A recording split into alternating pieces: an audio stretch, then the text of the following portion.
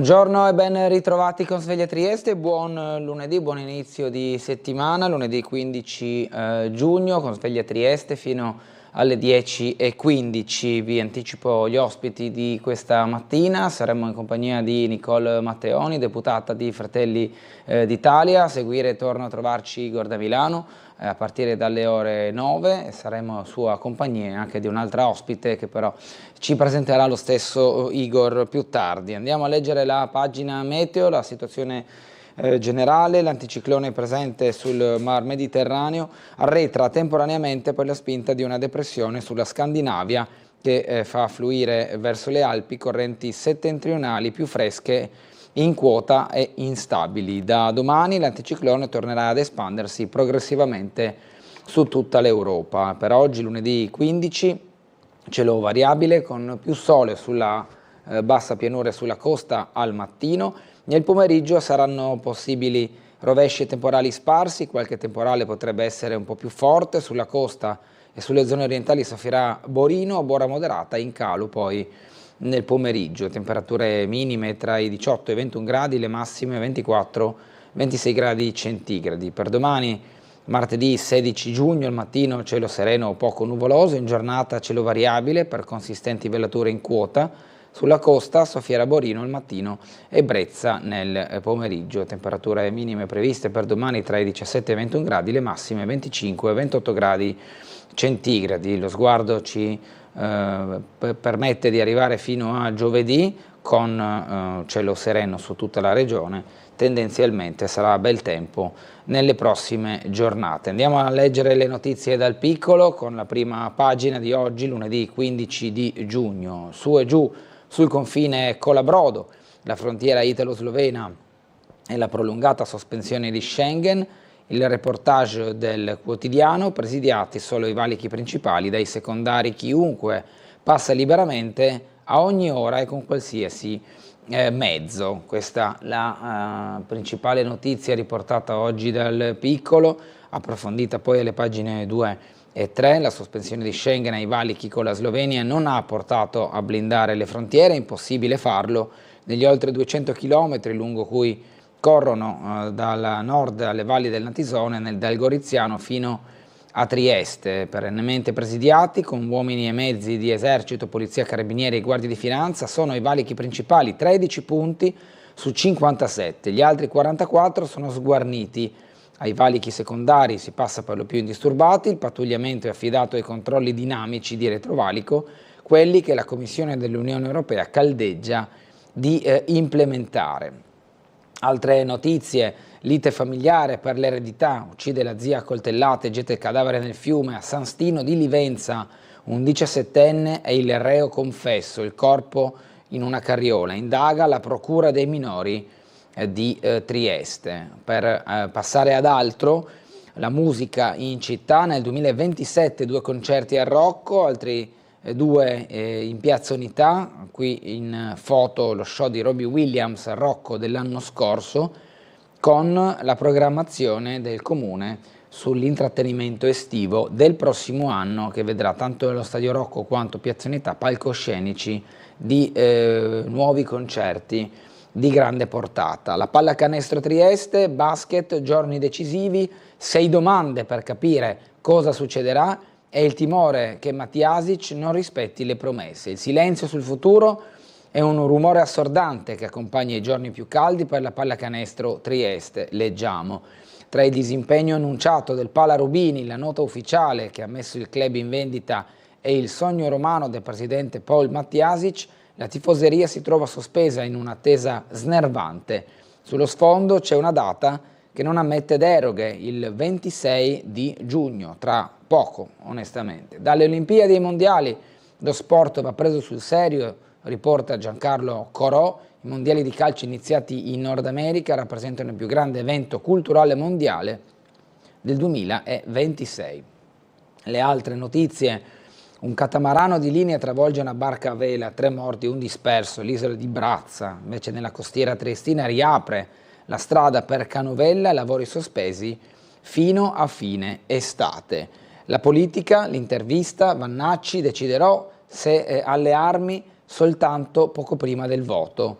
all'interno di pagina 9, dopo il congresso nazionale di Futuro Nazionale, parla il generale Vannacci. Il commento: evasione record, siamo sempre un paese di furbetti. Francesco Iori nel suo commento a pagina 9. Il Medio Oriente, Trump convinto, oggi la pace, e poi critica Netanyahu. Nei Balcani e Serbia, opposizione a caccia di strategie per battere Vučić. Per chiudere, sipario sulla rassegna Book Week Gorizia Capitale, emozioni, libri e tanti applausi. Il docufilm Intuito e cultura, l'eredità morale di Tullio Kezic. Questi i titoli di oggi della prima pagina del Piccolo.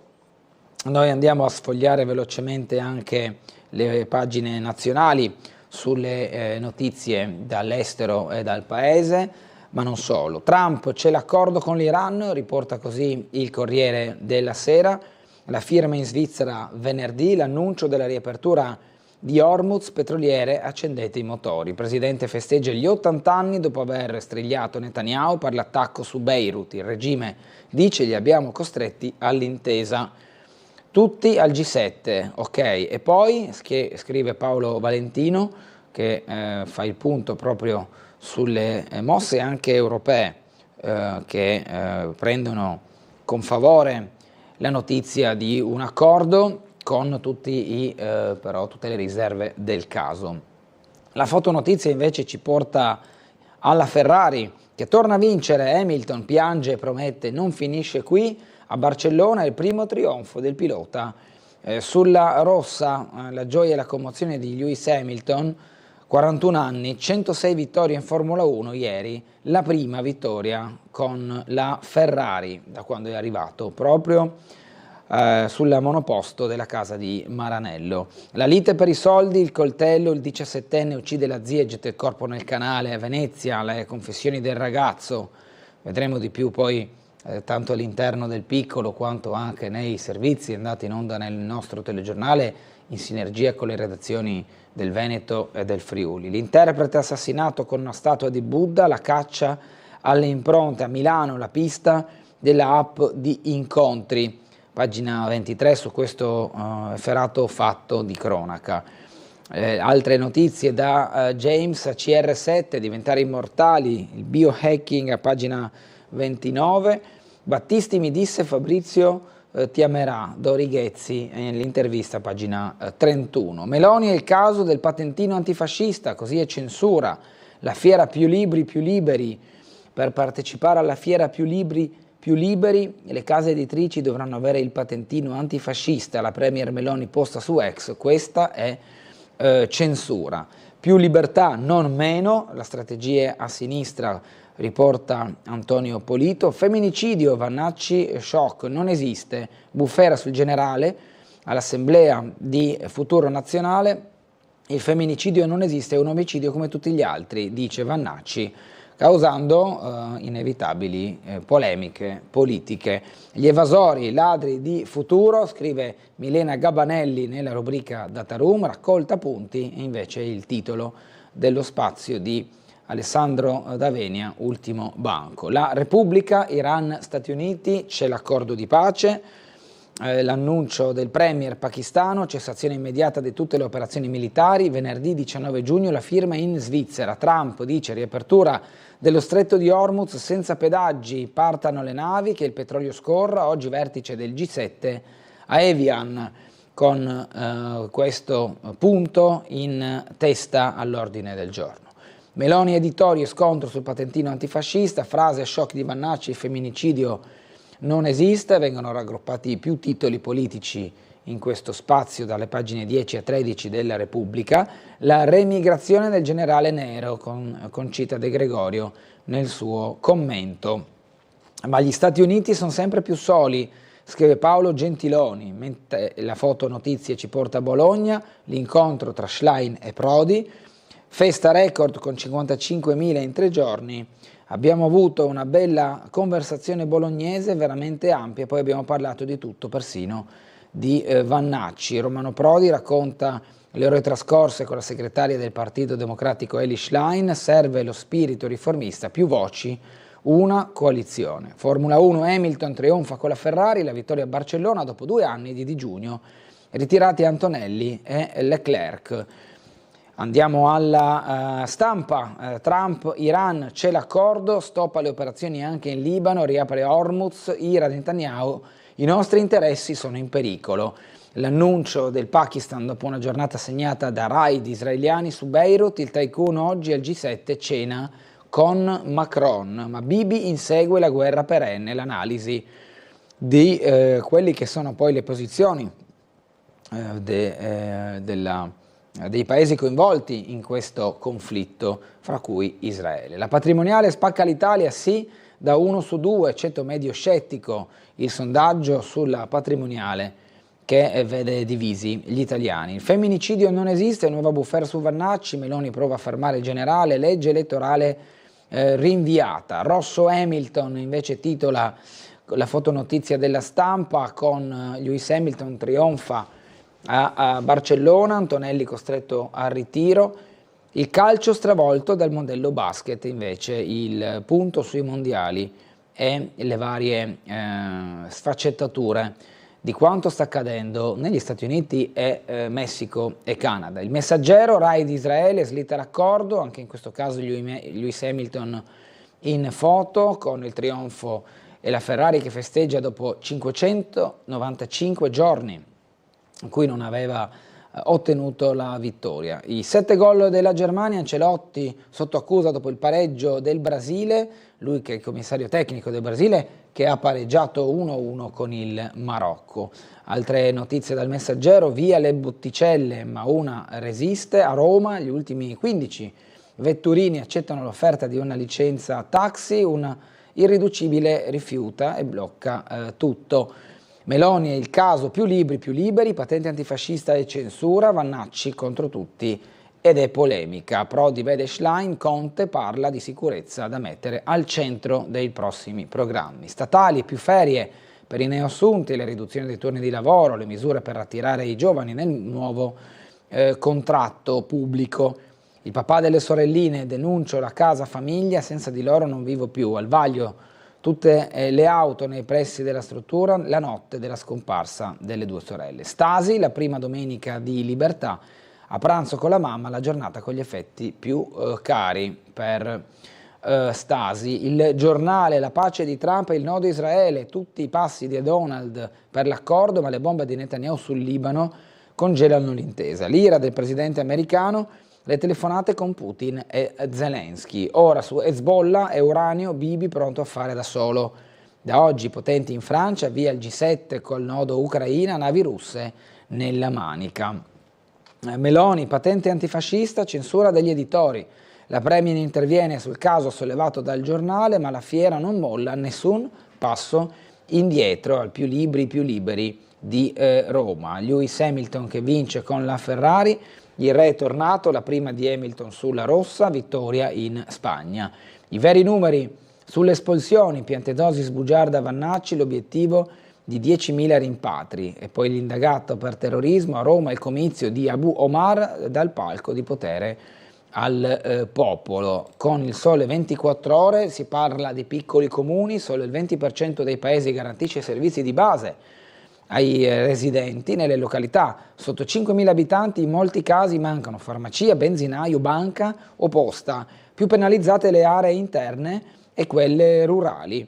Questo è il punto del Sole 24 Ore del lunedì che analizza infatti i servizi collegati ai piccoli comuni italiani. Credito, nuove imprese e banche digitali, l'offerta va oltre il conto corrente. Dal 1 luglio antiriciclaggio cambiano le regole per le segnalazioni. Per quanto riguarda le partite IVA, la salute batte il commercio. Nel primo trimestre 2026 crescono anche settori di istruzione e formazione.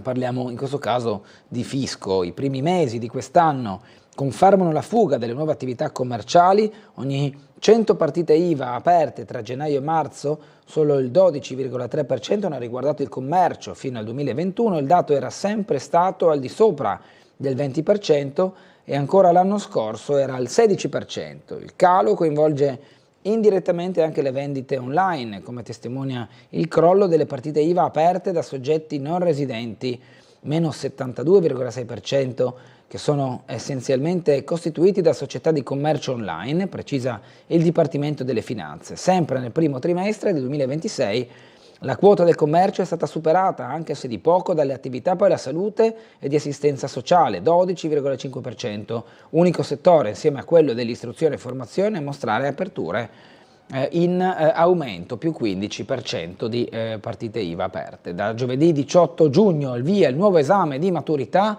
sono coinvolti oltre 527.000 studenti, proprio le prese con l'esame. Le imprese, software, mosaico di agevolazioni, ma il cloud per ora resta fuori. Per il lavoro, domande aperte per il bonus donne, platea allargata per l'incentivo.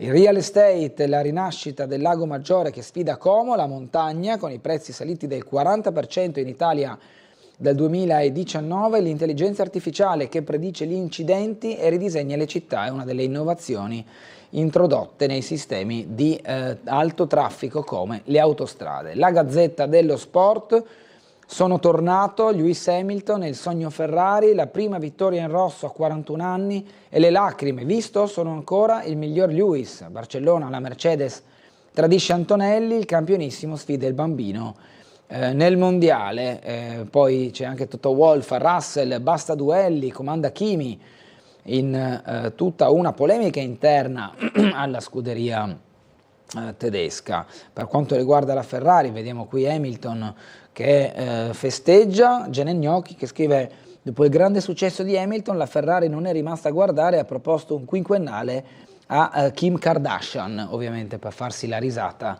sul rompipallone di Gene Gnocchi. Andiamo al mondiale, Curaçao ne prende 7, l'Italia non c'è, sotto accusa la Formula Infantino, troppe partite, squadre non all'altezza, poco spettacolo e la Germania si diverte. Finisce 7-1 fra Germania e Curaçao con una goleada per i tedeschi. Le altre partite invece con la Scozia che vince 1-0, la Australia che batte la Turchia per 2-0 nelle partite di ieri, l'Olanda con il Giappone finisce 2-2, la Scozia vince su Haiti, come detto 1-0. Oggi in campo Spagna e Capoverde alle 18, Belgio-Egitto alle ore 21, stanotte Arabia Saudita-Uruguay a mezzanotte e alle 3 di notte Iran-Nuova Zelanda nel turno del mondiale di quest'oggi. Ancelotti, Montella e la dura vita dei nostri CT,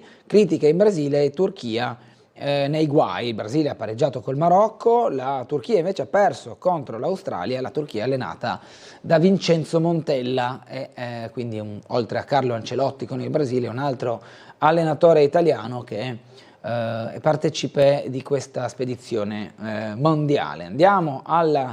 Torniamo al piccolo, abbiamo visto la prima pagina, ora andiamo a quelle che sono le pagine interne con le notizie della cronaca locale, che come vedete dal titolo apre con la situazione dei concerti del prossimo anno però, del 2027, doppie date a Rocco e anche in Piazza Unità in attesa della Triestina di capire quale sarà il futuro dell'Unione. La Giunta, futuro collegato allo stadio chiaramente, la Giunta definisce gli eventi musicali del prossimo anno, FVG Live già al lavoro per blindare artisti internazionali, la gara per la concessione dello stadio rischia il deserto. Questo per adesso il quadro, lo scenario sia del calcio che della situazione dei concerti. La Triestina non parteciperà, sonda i campi di Gradisca e Monfalcone, ma tiene la porta aperta.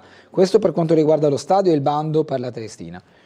Gli spettacoli di livello, quest'anno arrivano i Gorillaz e poi un DJ a sorpresa. Il prossimo invece l'impianto sarà libero dal 24 di maggio per le date zero di eventuali grandi artisti o gruppi che verranno a Trieste a fare spettacolo. Per gli show di quest'estate stanziati 350.000 euro, raggiunta l'intesa sull'allocazione del €1.000.000 residuo dell'imposta di soggiorno, con il lavoro per il capitolato della gara con il quale il Comune andrà a affidare il servizio di pianificazione, gestione e organizzazione della promozione turistica di Trieste. Intanto il tavolo tecnico del turismo ha definito di allocare l'importo residuo di 1 milione di euro nell'imposta di soggiorno proprio per gli spettacoli.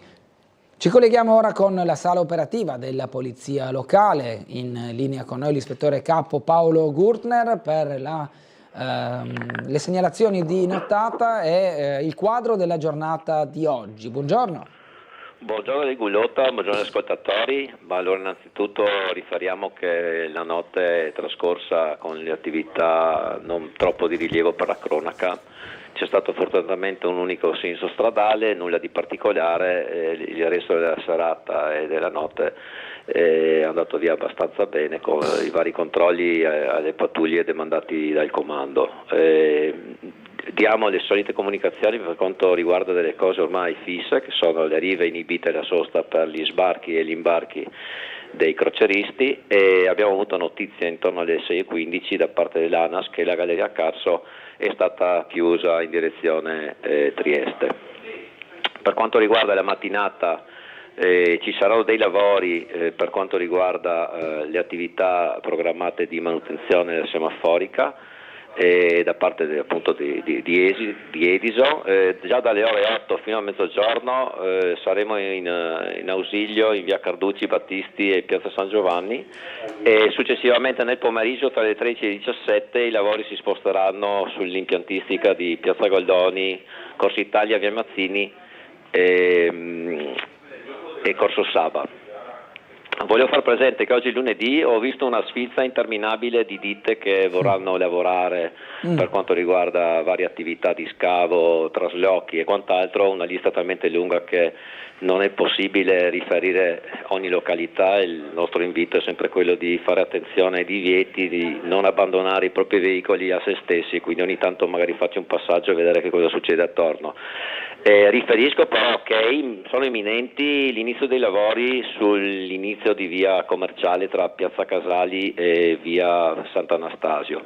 La zona è coperta da segnaletica di divieto ormai da giorni, dovrebbero appunto iniziare in questi giorni, non so se oggi o domani. Ci sarà anche la chiusura della strada, dei cambi di segnaletica, cambi di sensi, tutta la zona piazza Casali, via commerciale fino a via Pauliana, Sant'Anastasio sono tutti coperti da divieti, quindi attenzione, chi abita in zona faccia un giro a vedere se il suo veicolo ricade nei divieti. Anche questa è un'ordinanza molto articolata, troppo lunga da spiegare al telefono. Riferisco che la numero 608/26 si può reperire sulla rete civica del Comune di Trieste sull'albo pretorio, e direi che per oggi ho detto quasi tutto.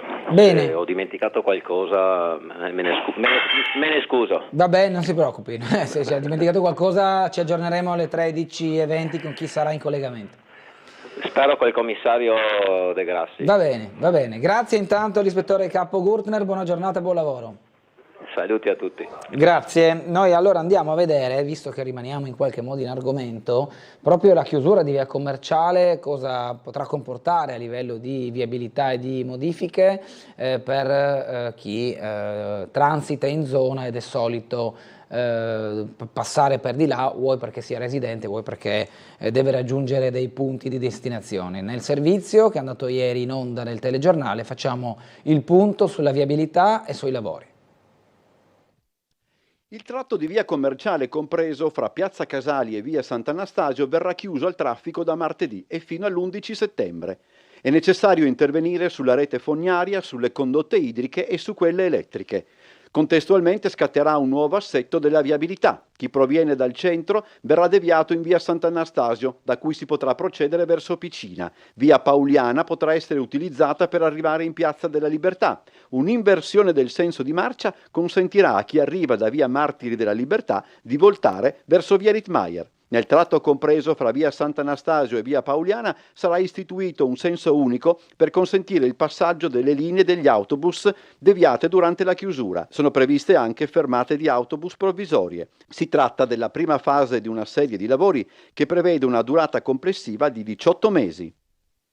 E quindi insomma una modifica importante per entrambi i sensi di marcia, tra chi viene da Città, che percorrerà via Sant'Anastasio anziché la parte finale di via Martiri della Libertà per raggiungere piazza Casali, che sarà come detto chiusa, chi invece viene dall'alto, da via Commerciale, da Colonia, da Opicina per intenderci, scenderà in via Pauliana senza poter proseguire dritto per arrivare proprio in piazza Casali e svoltare verso via Rittmeyer. Non sarà più possibile. Fino a settembre si andrà a interessare la via Pauliana, che sappiamo essere già molto spesso nelle ore di punta sotto pressione, quindi portare pazienza per raggiungere poi la propria destinazione e andare in zona stazione.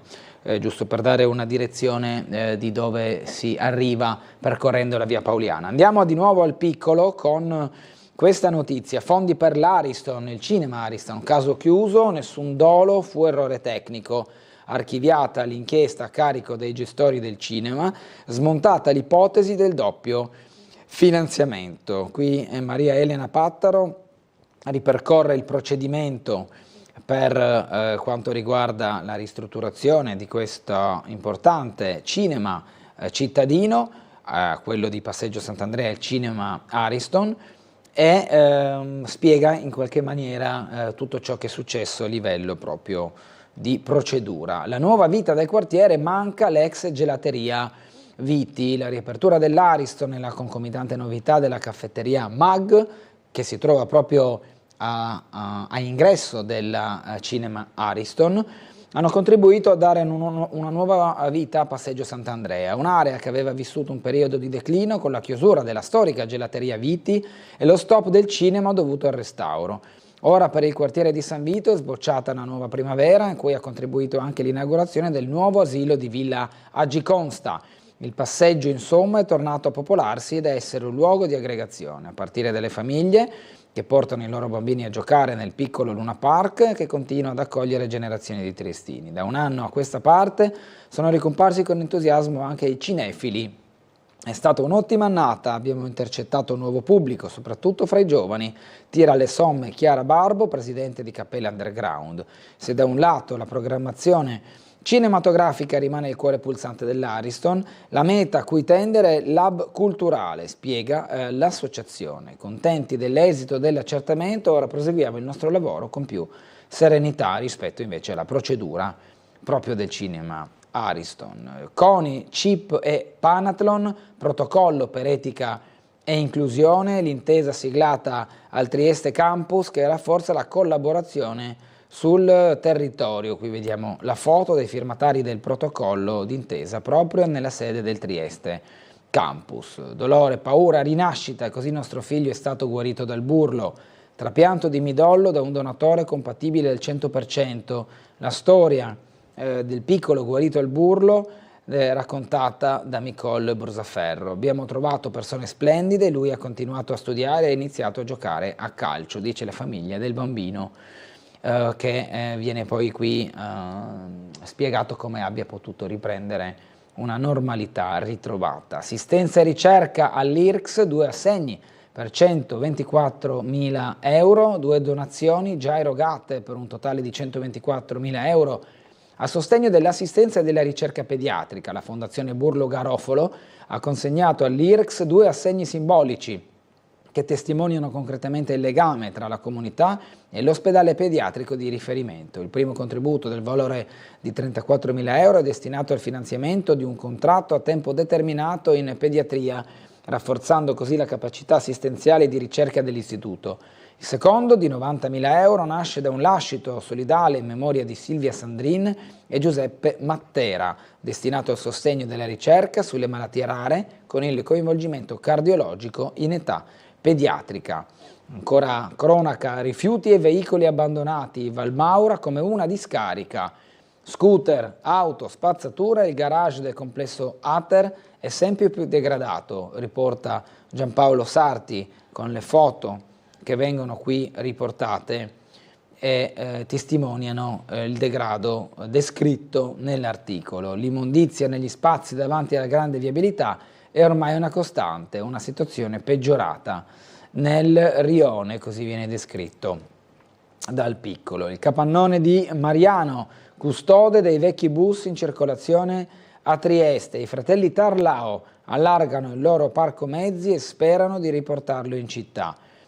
C'è un odore particolare che aleggia nel grande capannone di Mariano del Friuli, è un misto di gasolio, ferro, gomma e vernice antica, un odore che per qualcuno potrebbe sapere semplicemente di officina, ma che per altri, per chi usa quegli autobus e è andato a scuola, al lavoro, al mare o a trovare anche i nonni, ha il profumo preciso della memoria, per alcuni nostalgia. Dietro un anonimo portone industriale, lontano dalle strade trafficate di Trieste e dai percorsi un tempo dove si transitavano ogni giorno, sopravvive infatti un patrimonio straordinario, una delle più importanti raccolte italiane di autobus storici locali, un luogo dove il tempo sembra essersi fermato negli anni 70, 80 e 90, quando i mezzi pubblici avevano ancora il rombo pieno dei motori diesel, le oblitriatrici rumorose e le palette grigie, poi gialle, con i numeri delle linee, la labarda di metallo issata sopra. Qui vediamo le foto che ci portano indietro, per chi questi autobus li ha guidati, li ha frequentati, li ha amati o odiati, soprattutto li ha presi o persi con la corsa magari per raggiungere lavoro, raggiungere scuola o raggiungere comunque qualcuno o qualcosa.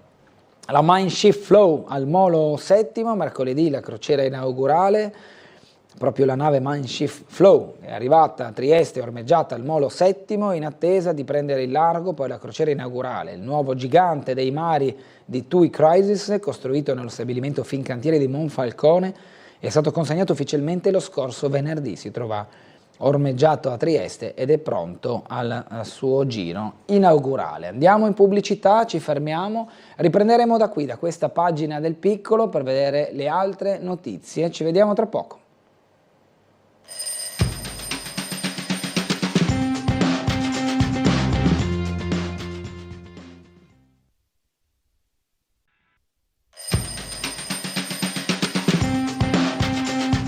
Ben ritrovati con Sveglia Trieste, lunedì 15 di giugno, saremo in compagnia questa mattina di Nicole Matteoni, deputata di Fratelli d'Italia, Igor da Milano, speaker di Radio.0, organizzatore di eventi dalle 9 fino alle 10:15. Torniamo all'interno del Piccolo, continuiamo la lettura delle notizie della cronaca locale, ci spingiamo nei comuni del territorio. A Canovella riapre la strada per la spiaggia, i lavori sono stati di fatti completati, sarà agibile da oggi, per i bagnanti si torna alla normalità.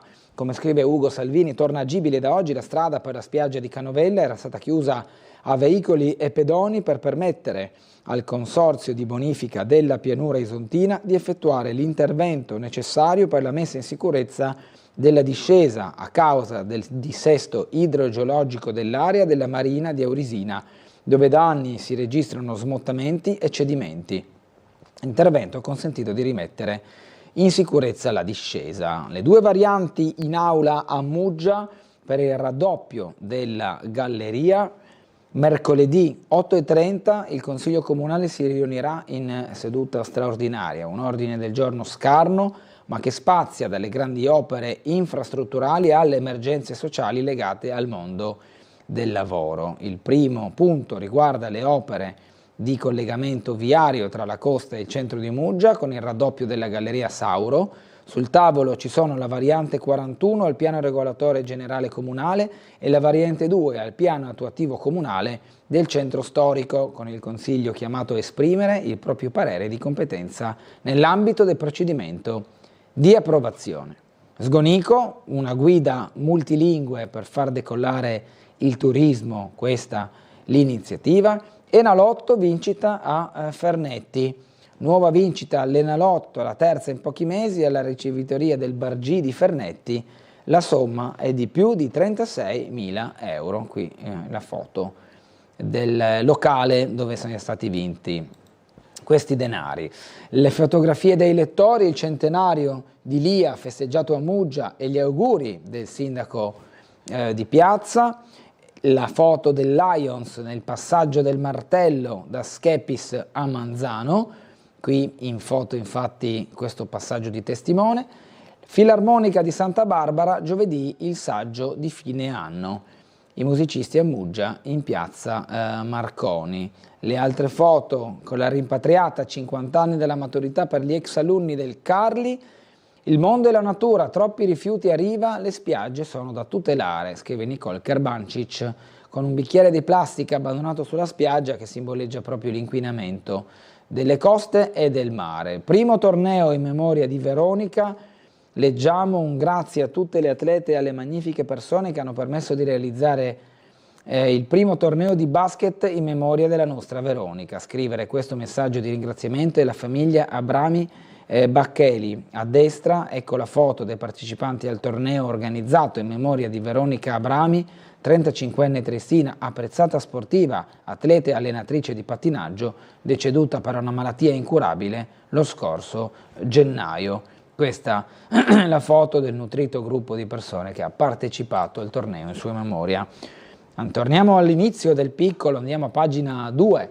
Abbiamo visto dalla copertina il primo piano è dedicato a questi controlli dei confini, o meglio, la direttiva europea che ha indicato ai paesi che hanno sospeso il trattato di Schengen sulla libera circolazione di persone e merci di ripristinare Schengen e di togliere le barriere ai confini, intese come controlli che rallentino la circolazione e che veicolino in qualche modo la libertà di spostamento. Impossibile blindare tutti gli oltre 200 chilometri di confine, leggiamo. Solo i principali, come Raboiese e Fernetti, prevedono controlli strutturati. In quelli più piccoli, pattuglie mobili fanno operazioni di retrovalico, raramente si viene fermati. Valeria Pace e Maria Elena Pattaro, che hanno sondagliato proprio i confini che riguardano la linea tra Italia e Slovenia sul lato della provincia di Trieste, e hanno verificato controlli mobili e controlli fissi nei vari punti ispezionati. 13 i valichi principali, che sono costantemente presidiati da forze dell'ordine, gli altri 44 in regione invece rimangono sguarniti, in questo caso in regione. 30 minuti che una pattuglia può trascorrere nel monitorare un punto di attraversamento di secondo livello. L'inchiesta parla di una spesa di 20 milioni tra personale e attrezzature, con tanto di monito dell'Unione Europea. In seguito alla lettera spedita a 9 paesi del commissario europeo agli affari interni Magnus Brunner, in cui si invitavano gli stessi a ripristinare gradualmente l'accordo di Schengen, questo giornale ha calcolato quanto è costato allo Stato italiano mantenere le frontiere chiuse. Tra le spese per il personale e quelle per le attrezzature sarebbero stati necessari almeno 20 milioni di euro per le operazioni di controllo permanente ai valichi principali. L'inchiesta, pubblicata sull'edizione del 7 giugno, è arrivata a Roma tramite un'interrogazione parlamentare della deputata del Partito Democratico Deborah Serracchiani. Cambiamo pagina, ma non argomento. In primo piano i valichi in provincia di Gorizia, la frontiera con la Slovenia. Nel Cividalese un arresto ogni 55.000 controlli tra bivacchi e migranti e ciclovie nel Goriziano, una zona di osmosi dove i valichi agricoli e i sentieri non si contano. Qui in mappa sono riassunti i controlli fissi e quelli mobili, i valichi più frequentati, esclusi quelli agricoli, e vediamo i punti di intersezione: De Vetacchi, Amiano, Merna, San Pietro, il valico ferroviario di Gorizia, quello di Sant'Andrea, di Casarossa, il valico di San Gabriele, il valico di Castelletto Versa e il valico di Plessiva. Ma ci sono anche quelli di Vencò, di Mernico, di San Floriano, di Salcan e di Rafut, che sono colorati con il fucsia se si tratta di controlli mobili, in azzurro, li vedete questi qui come quello della Casa Rossa o di Sant'Andrea, invece colorati in azzurro e sono valichi, controlli fissi, con postazioni perenni proprio nel tratto di confine. Questa è la seconda parte del reportage con Marco Bisiak da Gorizia e il suo giro verso il confine. Nell'area a nord del capoluogo, piste ciclabili costruite per Go 2025 scavalcano le frontiere. Andiamo alla pagina internazionale, attacco di Israele, raid su Beirut, accordo in bilico e Trump furioso. Affondo del tycoon contro Netanyahu non ha dimostrato alcun giudizio, ma poi rassicura la firma sarà elettronica e tra una settimana anche dal vivo. E l'Iran promette la sua vendetta, abbiamo il dito pronto sul grilletto.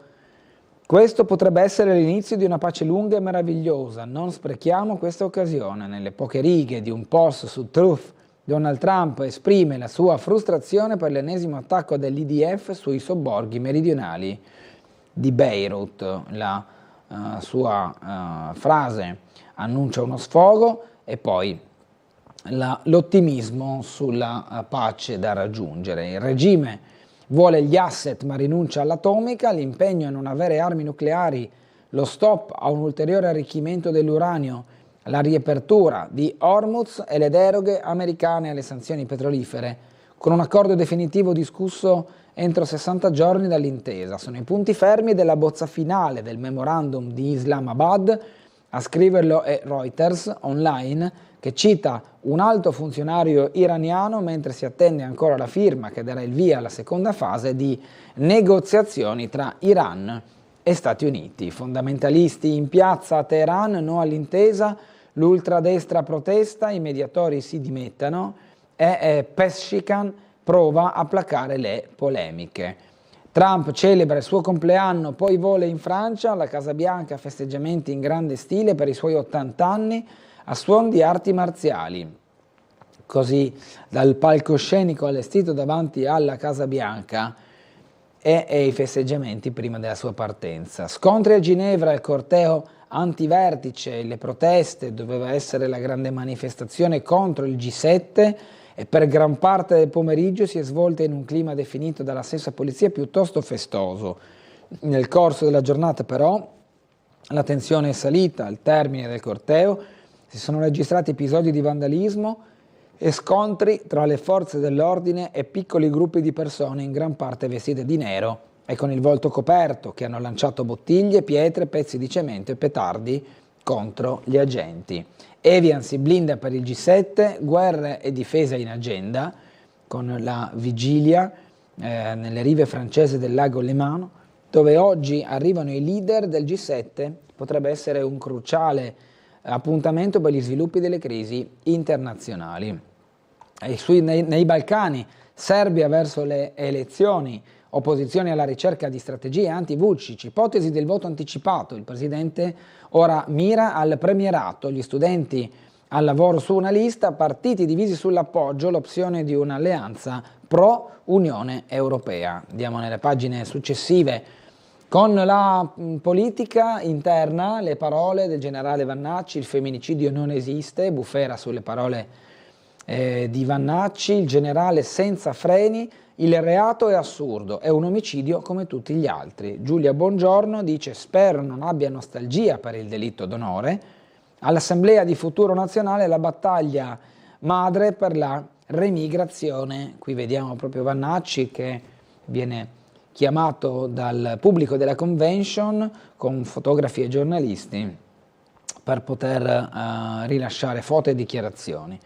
Incontenibile, orgogliosamente controcorrente e senza peli sulla lingua. È l'upgrade di Roberto Vannacci, da oggi ufficialmente in politica al timone di Futuro Nazionale. Il suo partito nato a febbraio davanti a un notaio ha ora un presidente, lui, in carica per 3 anni, un'assemblea nazionale con 120 componenti, un esecutivo e truppe in tutta Italia. Nel giorno del debutto il generale sale sul ring e dell'auditorium della Conciliazione, dove accoglie i costituenti del partito a 2 passi dal Vaticano, tira fendenti e non fa sconti a nessuno.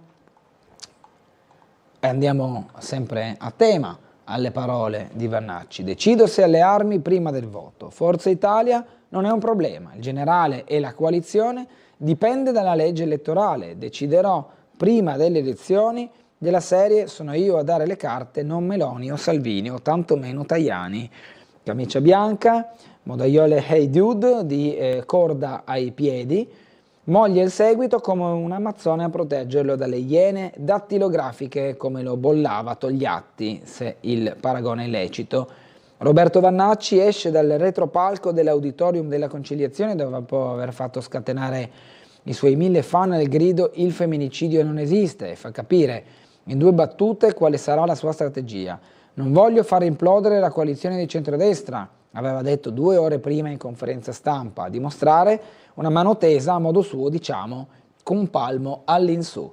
Meloni, la polemica, il patentino antifascista e censura. Per aderire alla fiera della piccola e media editoria servirà sottoscrivere una domanda in cui vengono riconosciuti e condivisi i valori antifascisti alla base dell'ordinamento democratico della Costituzione italiana.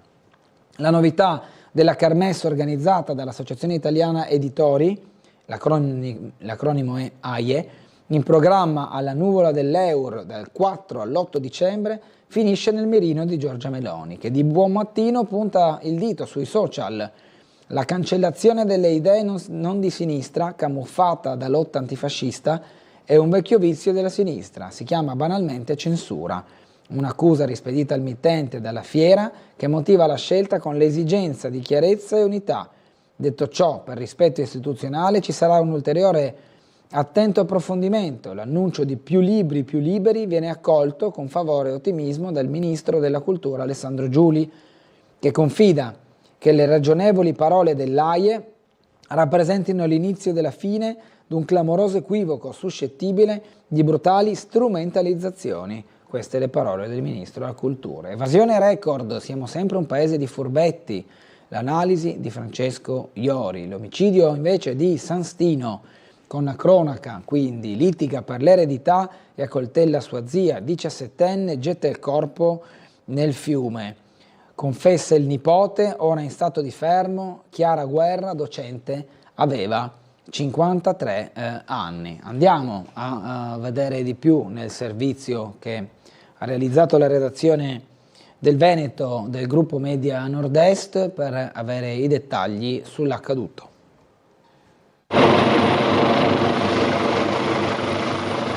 È una vera e propria task force quella messa in campo per recuperare il corpo di Chiara Guerra, con uomini e mezzi che sono arrivati da ogni angolo del territorio dopo la confessione del nipote 17enne resa nottetempo davanti ai carabinieri, l'ammissione di aver ucciso la zia, insegnante 53enne a Sant'Ostino di Livenza, di averlo fatto con un coltello da cucina nell'imponente villa di famiglia in via Fratelli Cervi, poi di essersi sbarazzato del suo corpo nel canale Malgher a circa 1 chilometro dal luogo del delitto, trasportandola pare su una carriola, scene dell'orrore che gli inquirenti coordinati dalla Procura dei Minori di Trieste, competente per il Veneto orientale, stanno verificando con meticolosità assoluta, vista anche l'età del killer che diventerà maggiorenne fra pochi mesi. All'origine dell'omicidio ci sarebbe un rimprovero avvenuto in un clima già esacerbato da questioni economiche dovute alla gestione del patrimonio familiare. Da un lato la donna, dall'altro il fratello, padre della ragazzo, lo stesso 17enne, pare avanzasse delle pretese. Di certo una convivenza difficile nonostante l'ampiezza degli spazi e la distribuzione su più immobili.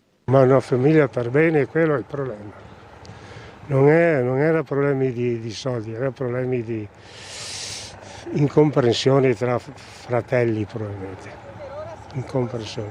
Perché recentemente hanno fatto anche la divisione della parte del perimetro dell'area per che ognuno conosca il suo. Il movente comunque resta da appurare e per questo si stanno sentendo i familiari. Quanto alla dinamica, la lite tra zia e nipote sarebbe avvenuta giovedì pomeriggio all'interno della legnaia nel parco della villa. Qui sarebbero state trovate macchie di sangue nonostante il ragazzo avesse tentato di ripulirle. Da capire se sia stato anche inscenato un furto. Parte della casa sarebbe stata ritrovata a soqquadro, forse un tentativo di sviare le indagini. Il giovane inoltre avrebbe una sospetta frattura al polso, a questo punto compatibile con una colluttazione. Il medico legale Antonello Cirnelli è già al lavoro, ma quello su cui ora si deve fare luce sono anche le modalità con cui il giovane studente nel porto gruarese avrebbe trasportato la zia su una carriola coperta con un telo e poi quel volo nelle torbide acque del Malgher, affluente dell'Oncon, dove avrebbe gettato anche l'arma del delitto. Per questo, accanto alla macchina macchina del recupero fatta di sommozzatori, droni ed elicottero, drago decollato dal Marco Polo, si è mossa in contemporanea a quella investigativa. Nelle immagini vedete il prelievo da un'abitazione privata di un occhio elettronico che potrebbe aver catturato qualche frame. Tra la villa dell'orrore e il canale ci sono quasi 900 metri. Lo stesso comune ha messo a disposizione l'intero sistema della videosorveglianza. Incredulo il primo cittadino. Siamo qui da questa mattina, sto seguendo assieme alle forze dell'ordine tutte le indagini, le forze dell'ordine che ringrazio per l'operato e per quello che stanno facendo. Una famiglia ben conosciuta e ben voluta all'interno del territorio, ben integrata all'interno del territorio comunale, famiglia storica di San Stino di Vivenza, anche per il lavoro che fanno e che faceva la vittima. Sindaco che ha seguito le operazioni per tutto il giorno in una comunità già provata per la mattanza di Cinzia Luison, la parrucchiera uccisa a bottigliate nel dicembre 2022 dal marito, condannato all'ergastolo, ferite individuali e collettive che in una domenica di metà giugno si riaprono in tutta la loro violenza. Sono cose che purtroppo nella società di oggi, io ho un nipote della stessa età, quindi può immaginarsi che cosa provo in questo momento. Ecco, questo è il corposo approfondimento relativo all'accaduto dalla redazione del Veneto nel nostro gruppo. Torniamo al piccolo con le notizie della regione, la forza degli errori che illumina la vita, il monologo di Galliano nell'ultimo giorno di festival, il ricordo della lite al ristorante, la scelta di seguire Desideri ai giardini pubblici, l'elogio dell'unicità di ognuno di noi. Book Week Gorizia Capitale, la sfida vinta dalle librerie coinvolte e la cultura ha saputo fare comunità. Se le speranze di chi crede si scontrano con l'avidità, Grasso è il thriller monastico. Giovanni Grasso in dialogo con Paolo Possamai ai giardini di Corso Verdi, qui in foto a Gorizia. Andiamo alle notizie sportive in questa chiusura di rassegna stampa.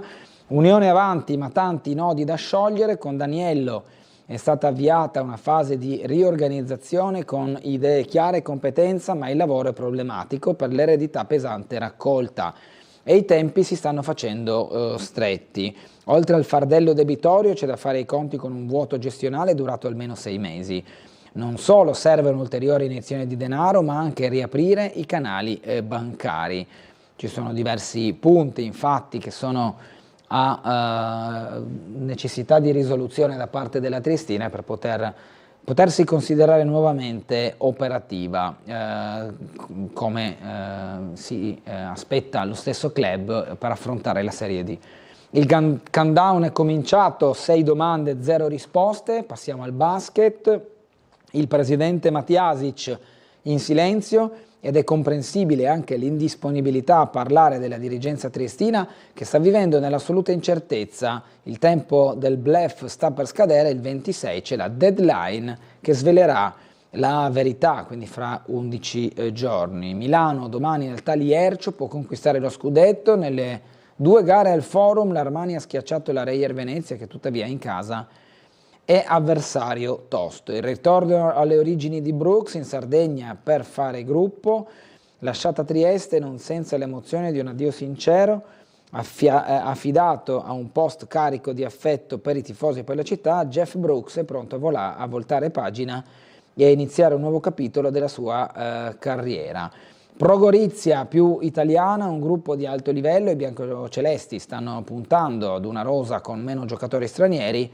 Il presidente Bonanno: non vogliamo soffrire come l'ultima stagione. In uscita Yazbar verso la Forum Juli, mentre Spadera piace alla Juventina.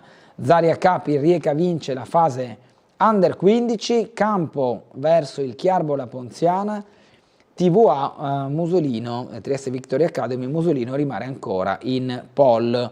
Qui Michele Campo di lato in foto. Le 2 squadre di promozione per ora restano ufficialmente senza tecnico. Ciriello e Barisic, i gioielli più richiesti in Serie D. Il triestino lascerà il Muggia 1967, su di lui il Brian Lignano del tecnico Moras. Il centravanti sloveno, dopo l'ottima annata al Kras Repen, vicino al Charlins Muzzane. Ci sono sirene friulane anche per il fantasista sanluigino Andrea Olio. Luiso Vallo Picina, Solidoro diventa tecnico della Bisiacca. La Falcon Star di Ostan, la difesa il punto chiave, con il nuovo tecnico della formazione Bisiacca pronto all'avventura a Monfalcone. Trieste arriva la SIS, vittoria obbligata alle 20, la pallanuoto Trieste affronterà il team romano alla Bardate, costrette a vincere per andare alla bella della semifinale scudetto. Coach Zizza dice vogliamo gara 3. I Mirarchi Boys a un passo dalla qualificazione in Europa con la pallanuoto maschile, privilegi nuovo tecnico dell'Olimpia Trieste. Dopo l'esperienza all'Est Volley Natisonia, il triestino torna in patria per allenare la squadra nero-arancio. Argento europeo per Giada Rossetti agli assoluti di Montemor Oveglio, straordinaria prova dell'atleta monfalconese assieme a Zironi sul K2 500 metri. Trofeo Vascotto 2026, 60 atleti al via, il doppio Gnatta Guerra vince in Coppa del Mondo. Grande performance delle due atlete alla regata di Plovdiv è una medaglia che ha un valore storico per quanto riguarda il canottaggio. Rumolo azzurra, grande emozione, Ilenia convocata alla Mediterranean Cup di Novi Sad, specialista nei 200 metri rana, gareggerà tra le juniores. Tutti i sacrifici che ho fatto sino ad oggi sono serviti, ha detto. Hamilton, primo trionfo con il rosso della Ferrari. Lewis vince a Barcellona con una super strategia davanti a Russell e Norris. Si ritirano Charles Leclerc e Kimi Antonelli, che ferma a 5 la serie di vittorie di fila. L'inglese accorcia a meno 41 nella classifica del mondiale piloti proprio su Kimi. Il figlio d'arte, Patrese Junior, finisce nono nella prima Le Mans, sempre per quanto riguarda i motori. New York, l'attesa è finita, dopo 53 anni campione, i Knicks con il titolo conquistato, battendo il San Antonio, possono dichiararsi finalmente campioni. Ancelotti e Montella assieme al mondiale, un inizio in salita. Il Brasile di Carletto soffre col Marocco e strappa un pari grazie a un lampo di Vinicius Junior. La Turchia sconfitta a sorpresa dall'Australia, la qualificazione si complica subito. Giovedì l'esordio dell'altro italiano Cannavaro, commissario tecnico dell'Uzbekistan contro la Colombia. La Germania ne fa 7 per Curaçao, un gol storico, è finita 7-1. Quel gol di Curaçao ha un valore perché è il primo gol della storia del paese ai mondiali di calcio. Noi ci fermiamo qui, andiamo in pubblicità, rimanete con noi, torneremo tra qualche minuto.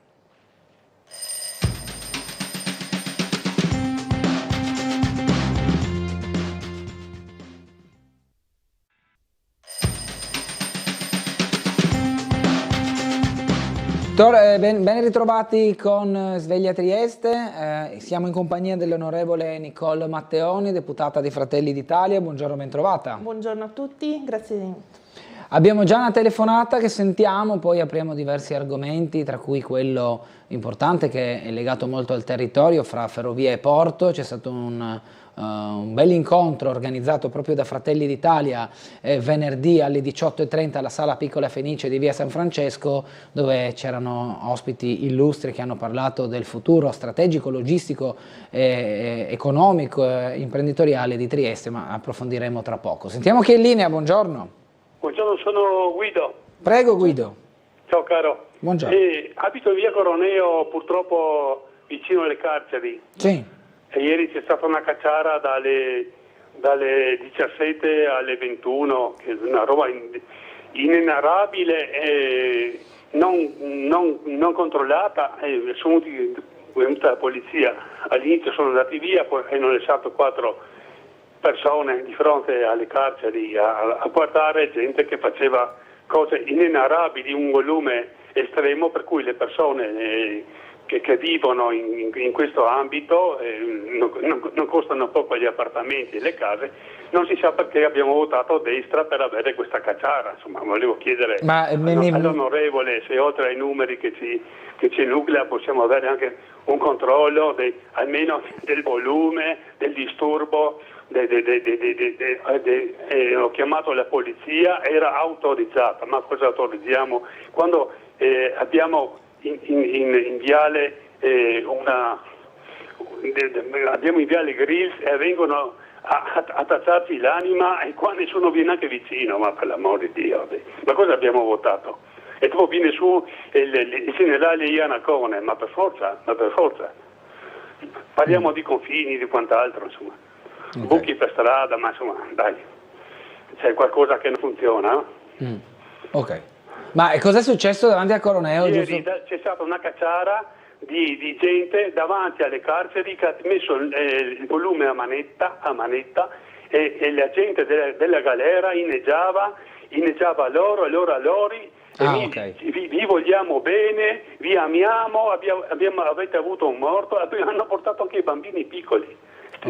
Bambini piccoli che vuol sentire musica a manetta, che venivano giù le case, perché io abito in alto, però non si poteva neanche tenere le porte aperte dalle 17 alle 21:30. Nessuno è venuto neanche vicino a dire bau. Abbiamo votato a destra perché? Ma perché? Per avere questi che fanno quello che vogliono e noi non possiamo neanche dire bau, guai dire qualcosa, cioè te vai in galera ti e te che paghi i tuoi 10 anni. Ma stiamo scherzando? Ma ragazzi, ma chi è che ha messo là? Ma altro che il generale Iannacci che vuoi qua? Va bene Guido, grazie, adesso ne parliamo. Buonanotte. Grazie. Buonanotte. Buon mattino, sono le 8. Buongiorno. Poi lei vuole andare a dormire, adesso la invidio.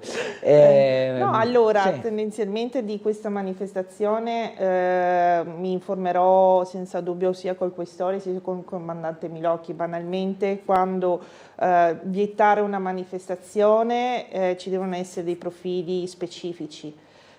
Sinceramente vediamo un attimo, ne parlerò sia col questore, ripeto, che col comandante Milocchi, perché al netto della manifestazione che difficilmente, se non ha dei profili, come dicevo prima, particolari, non può essere vietata, allo stesso momento la musica palla, se è vero il racconto del Signore, dalle 17 alle 21:30 è ovviamente fuori luogo, perché comunque c'è il rispetto e decoro urbano, quindi questo sono degli elementi un po' particolari. Lui dice di aver chiamato le polizie, non sono venuti neanche a vedere, appurerò quanto detto e dopo si vede. Assolutamente, quando succede qualcosa di sicuro bisogna sempre segnalarlo alle forze dell'ordine. Non è che deve essere il politico, se come dire, interpellato in quel momento, può fare la chiamata, può capire, eccetera, ma generalizzare perché avete votato la destra, cosa significa?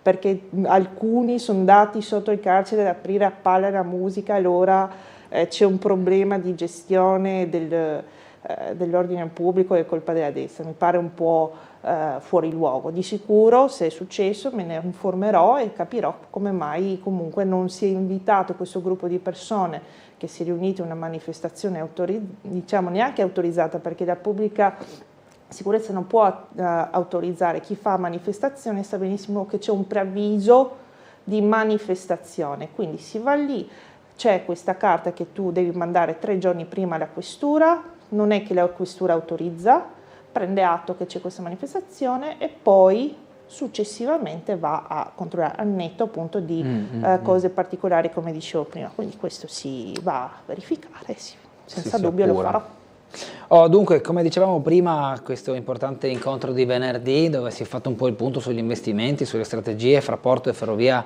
a Trieste. Erano ospiti il segretario generale dell'autorità portuale Natale Dittel e anche il vertice del gruppo di Ferrovie dello Stato, che ha veramente dato delle importanti informazioni sul futuro degli investimenti e delle strategie per Trieste. Il nodo principale, lo sanno tutti, l'alta velocità. Se parliamo di ferrovie, relazione col paese, ma ci sono anche tante altre questioni che hanno più riferimenti locali, come la stazione di Servola, l'allaccio con la stazione di Campomarzio per i treni merci e le lunghe percorrenze. Insomma, c'è stato molto contenuto.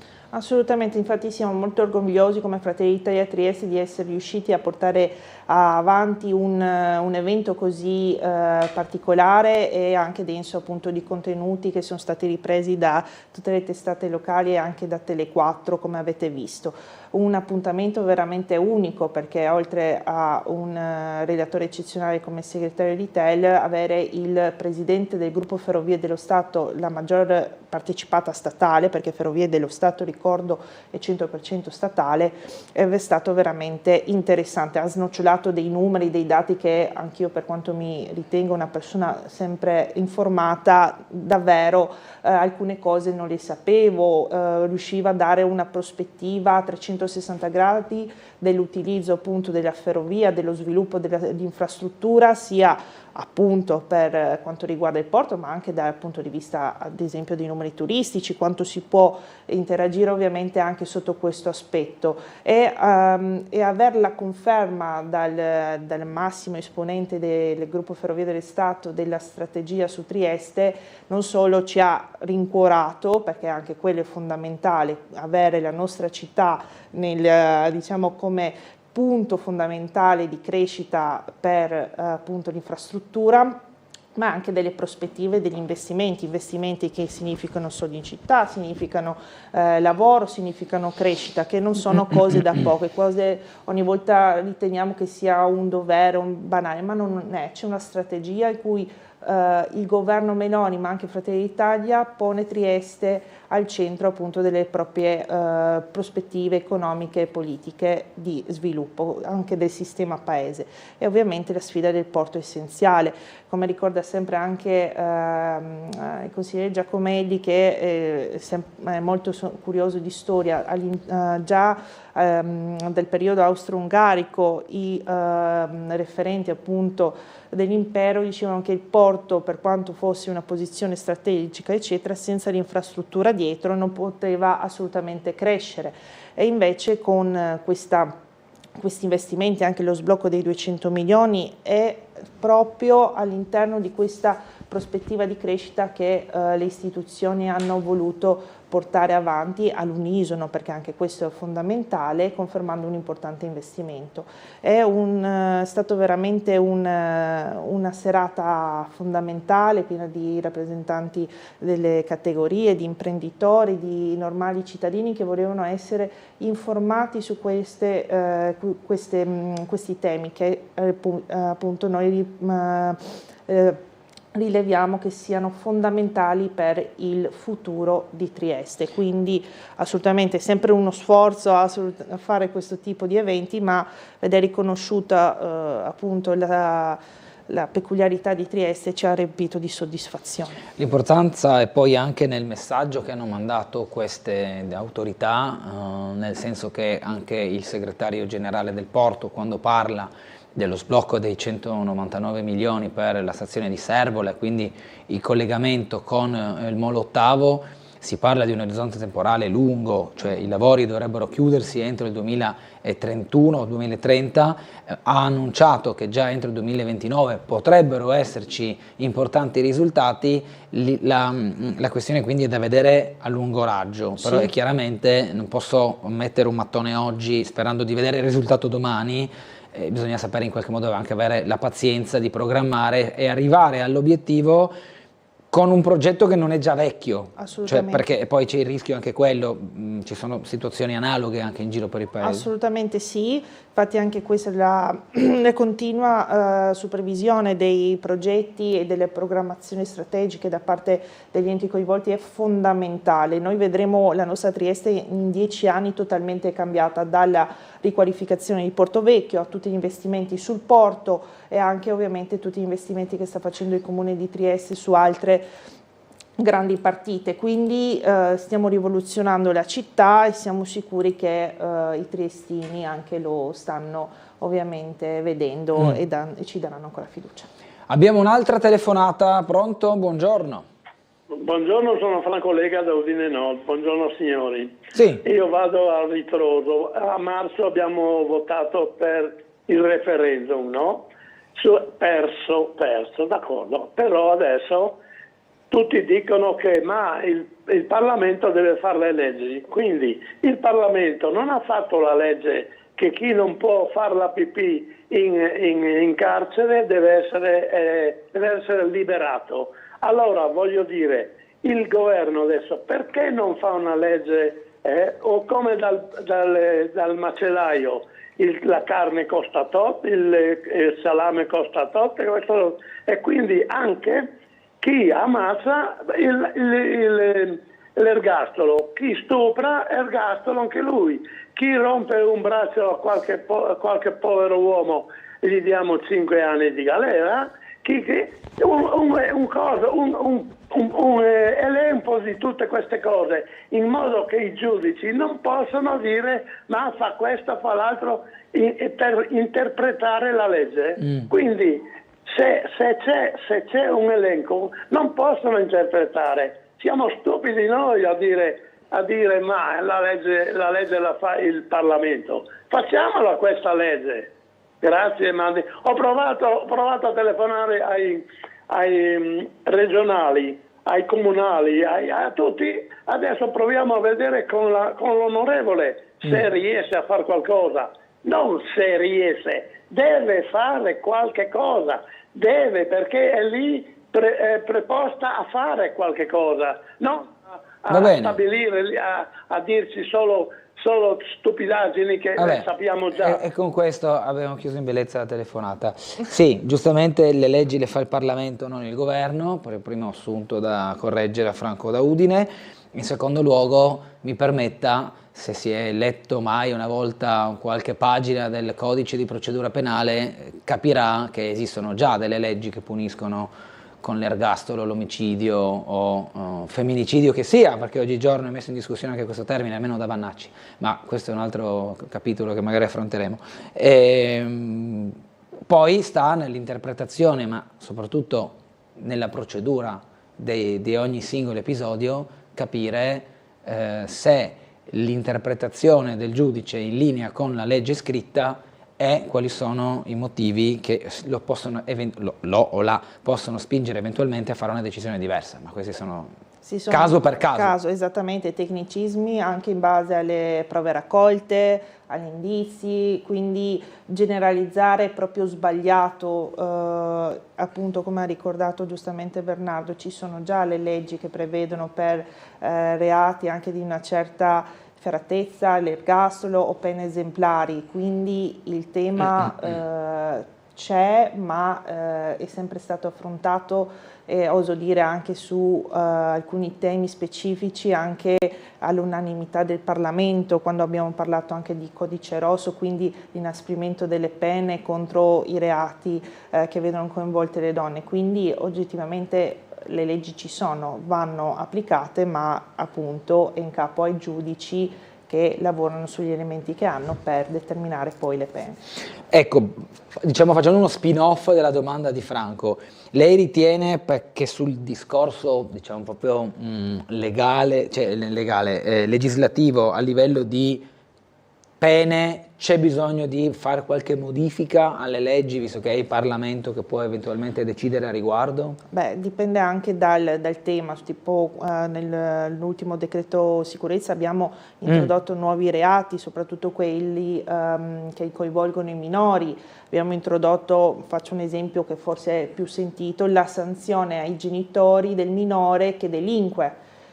Quindi ci sono quelle piccole cose che noi abbiamo ovviamente aggiunto e di sicuro possiamo andare per dei casi specifici, andare ancora più nel dettaglio, però è ovvio che dopo non è una scienza esatta, diciamo, quello che la giurisprudenza o comunque tutto quello che succede in un'aula di tribunale è sempre specifico in base agli indizi e alle prove che si hanno, certo. Quindi non possiamo generalizzare né fare diciamo questo tipo di accusa, secondo me, soprattutto per quanto riguarda i delitti. Su delitti efferati abbiamo sempre visto, vediamo anche il caso del piccolo Giovanni, il tribunale si è subito diciamo, ha preso delle decisioni veramente immediate e nette anche per quanto riguarda la pena secondo il PM. Altra telefonata, buongiorno. Pronto, buongiorno, sono Daniela. Volevo fare una domanda all'ospite e chiedere, ormai siete quasi 5 anni, giusto? Ormai il prossimo anno si vota di nuovo, no? All'inizio lasciateci lavorare, io capisco, eravate appena subentrati. Però chiedo una cosa, no? Riguardo le pensioni minime, visto che ormai siete quasi 5 anni al governo e ci sono state delle promesse non mantenute, poi ci sono state delle giustificazioni, io capisco che per farsi votare bisogna anche dire delle cose non vere e che se pensate secondo me di non poter mantenere.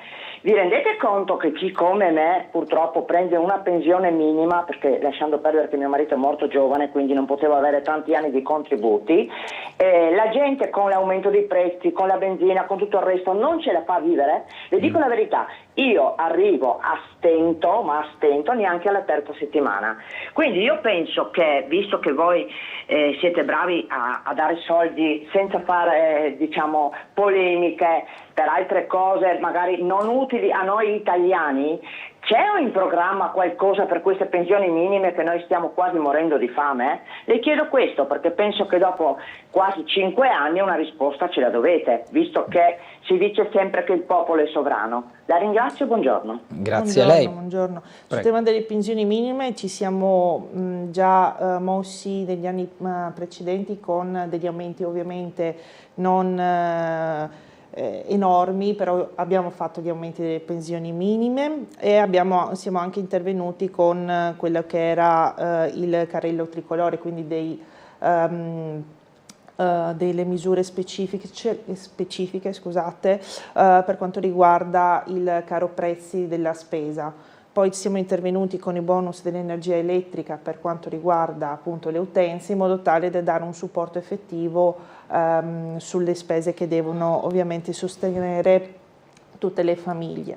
È ovvio che poi ogni caso specifico va trattato a sé, mi dispiace molto sentire questa storia, però è ovvio che noi puntiamo molto come linea programmatica a far rilanciare l'economia, a far rilanciare ovviamente tutto quello che è il mondo del lavoro. Siamo intervenuti ad esempio col taglio del cuneo fiscale, la detassazione degli aumenti contrattuali dei CCNL, la detassazione sui fringe benefit, abbiamo dato il bonus alle mamme lavoratrici, abbiamo dato il congedo parentale fino all'80% per le mamme, abbiamo lavorato tantissimo, non siamo ancora soddisfatti, vogliamo fare ancora di più e sono sicura anche che al netto di quello che sta succedendo a livello internazionale, anche se notizia proprio delle 23:40 di ieri sera di Trump, che finalmente viene sbloccato lo stretto di Hormuz e quindi in teoria dovrebbero ricominciare tutti i traffici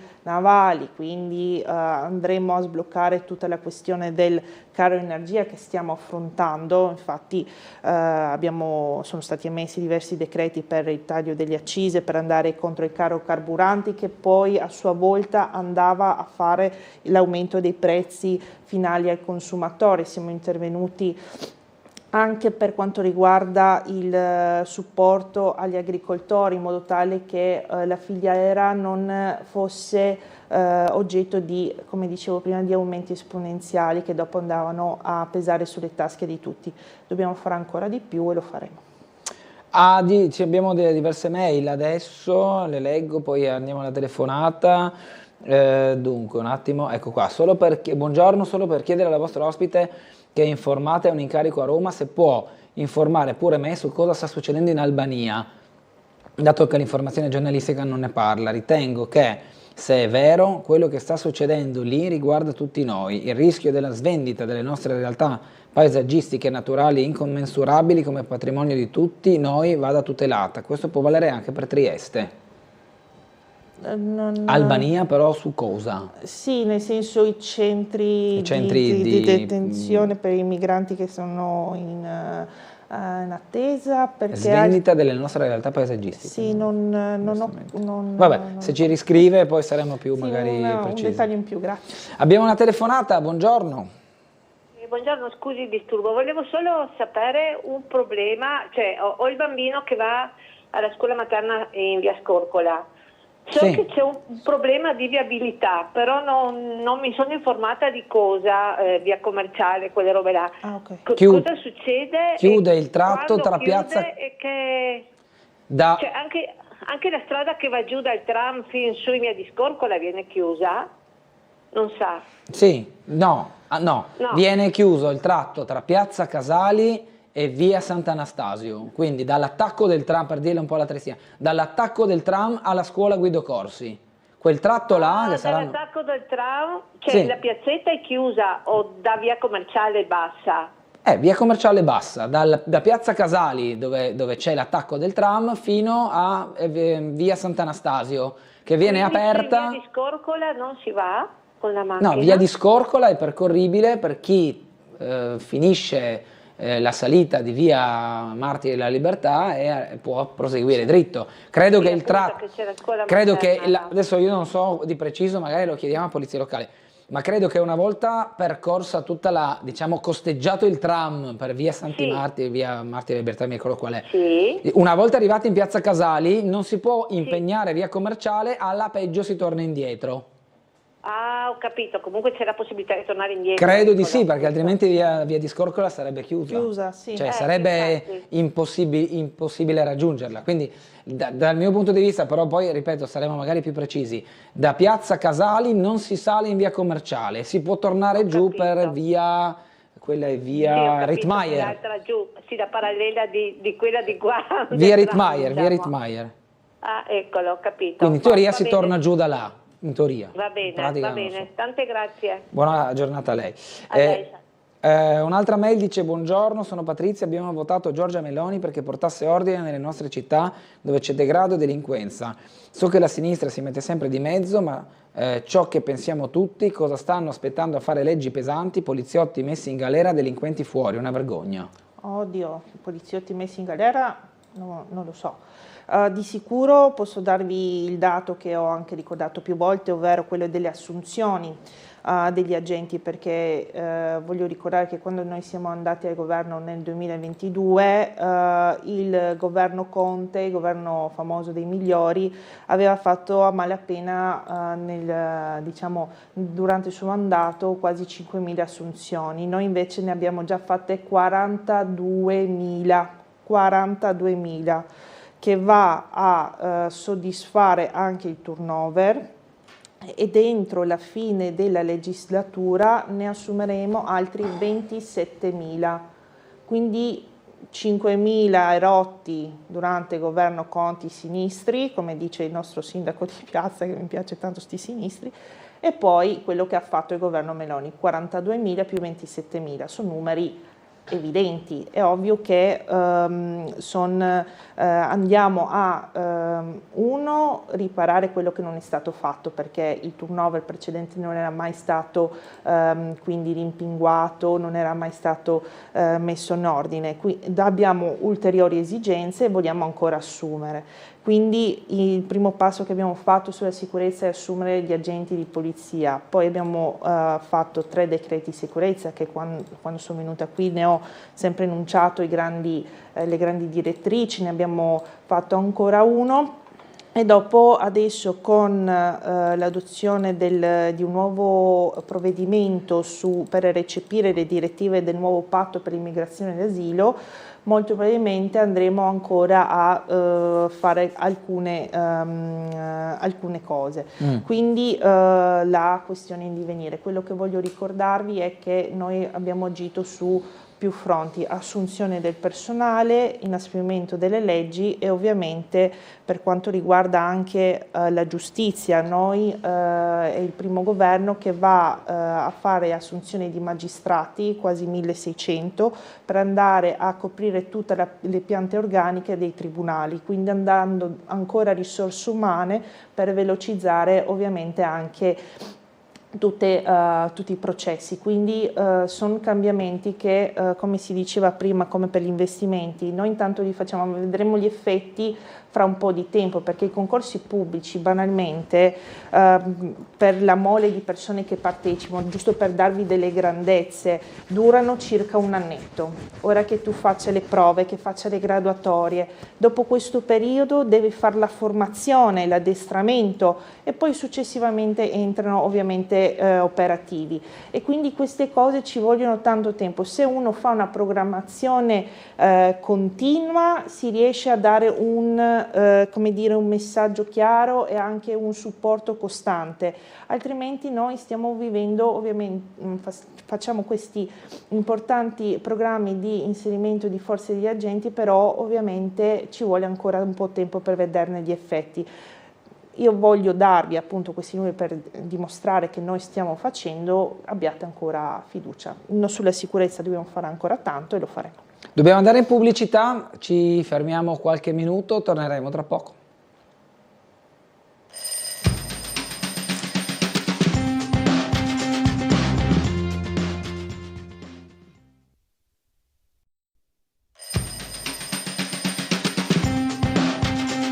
Siamo in diretta con Sveglia Trieste, sempre in compagnia dell'onorevole Nicole Matteoni, deputata di Fratelli d'Italia. Abbiamo un'altra telefonata, buongiorno. Buongiorno a lei, suo ospite, sono Gino. Prego. Buongiorno. Quelle mail che ha letto prima sul discorso dei terreni, eccetera, credo riguardava il fatto che gli israeliani stanno acquistando vasta quantità di terreni in Puglia. Hanno acquistato addirittura un'isola nelle isole greche e insediano situazioni tipo Giordania, cioè vogliono fare dei kibbutz, delle robe, per cui è come se trasferissero una parte di Israele in altri paesi, e questo è un grande pericolo, perché questi terreni che vengono acquistati non sono fatti per fare turismo, ma per fare insediamenti proprio israeliani. Okay. Ma al di là di questo volevo dire all'onorevole, noi innanzitutto il discorso dell'energia è da venire, perché ci sono tutti gli impianti bombardati, quindi prima che li mettano in sesto e che comincino a tirare fuori il petrolio passerà al minimo mezzo anno, forse anche qualche anno. Dopodiché bisogna fare un ragionamento, cioè i nostri politici devono trovare costruire per la comunità il benessere. Adesso ci troviamo in questa situazione che abbiamo problemi di energia, quindi un shock esterno che praticamente produrrà all'interno del paese un aumento di prezzi impressionante, uno dei più alti da 80 anni. E cosa fa la BCE? Aumenta i tassi di sconto. Cioè, noi abbiamo un sistema che ci uccide quando siamo deboli, e noi siamo dentro in questa gabbia. E il governo cosa fa? Niente. Cioè, qua bisogna chiarire la situazione. Noi non siamo messi in un paese per essere bastonati. Noi dobbiamo avere un sistema economico che ci favorisce la nostra produzione, le nostre industrie, Cioè qua chi ha i mutui a tasso variabile prenderà uno schiaffo bestiale, 0,25 punti in aumento, e non è detto che a settembre ci sia un altro aumento, perché l'inflazione aumentando loro hanno solo questo meccanismo qua: se aumenta l'inflazione aumenta il tasso di sconto. Qua bisogna prendere dei provvedimenti seri, perché sennò vuol dire che il governo non serve a niente. Grazie, buongiorno. Grazie. Ha fatto una disamina diciamo puntuale. Per quanto riguarda lo stretto di Hormuz, guardi, è una notizia, come ho detto dalle agenzie che mi sono arrivate, di ieri sera alle 23:40 del messaggio di Trump. Di sicuro l'entità dei bombardamenti in Iran avrà di sicuro colpito tante raffinerie, e quindi vedremo dall'Iran quanto diciamo ci sarà questo blocco, questo recupero, come si diceva, di petrolio e di altri derivati. Quindi oggettivamente lì la situazione può essere critica, però si va a come dire, liberare tutto uno stretto anche che diciamo coinvolge altri paesi del Golfo, quindi alla fin fine comunque io la reputo una buona notizia. Per quanto riguarda l'inflazione e il caro energia, come sapete Giorgia Meloni è andata a chiedere alla Commissione europea che venga fatto uno scostamento possibile per quanto riguarda le politiche che si andranno a mettere in piedi per fronteggiare questo caro energia, ed è stato ottenuto, lo ha proprio comunicato la Presidente nel discorso giovedì alle Camere, perché è andata anche al Senato prima del Consiglio europeo, e verrà ribadita dall'Italia all'Unione Europea che per far fronte appunto a questo caro energia dovuto alle crisi globali e internazionali deve essere una delle priorità dell'Unione Europea. Quindi il messaggio è chiaro, pubblico, e lo abbiamo fatto, lo facciamo attraverso i rappresentanti di Fratelli d'Italia del Parlamento Europeo e continueremo a farlo. Per quanto riguarda nell'immediato, come avevo accennato prima, il governo è intervenuto con un decreto accise, ce ne sono stati diversi per prorogare il meccanismo dell'accisa mobile, ovvero andiamo ad azzerare, diciamo, l'impatto delle accise col maggiore introito dell'IVA, e continueremo a farlo. Abbiamo destinato diversi milioni di euro per quanto riguarda anche il contratto del TPL, per esempio 80 milioni di euro per andare ad arginare questi aumenti.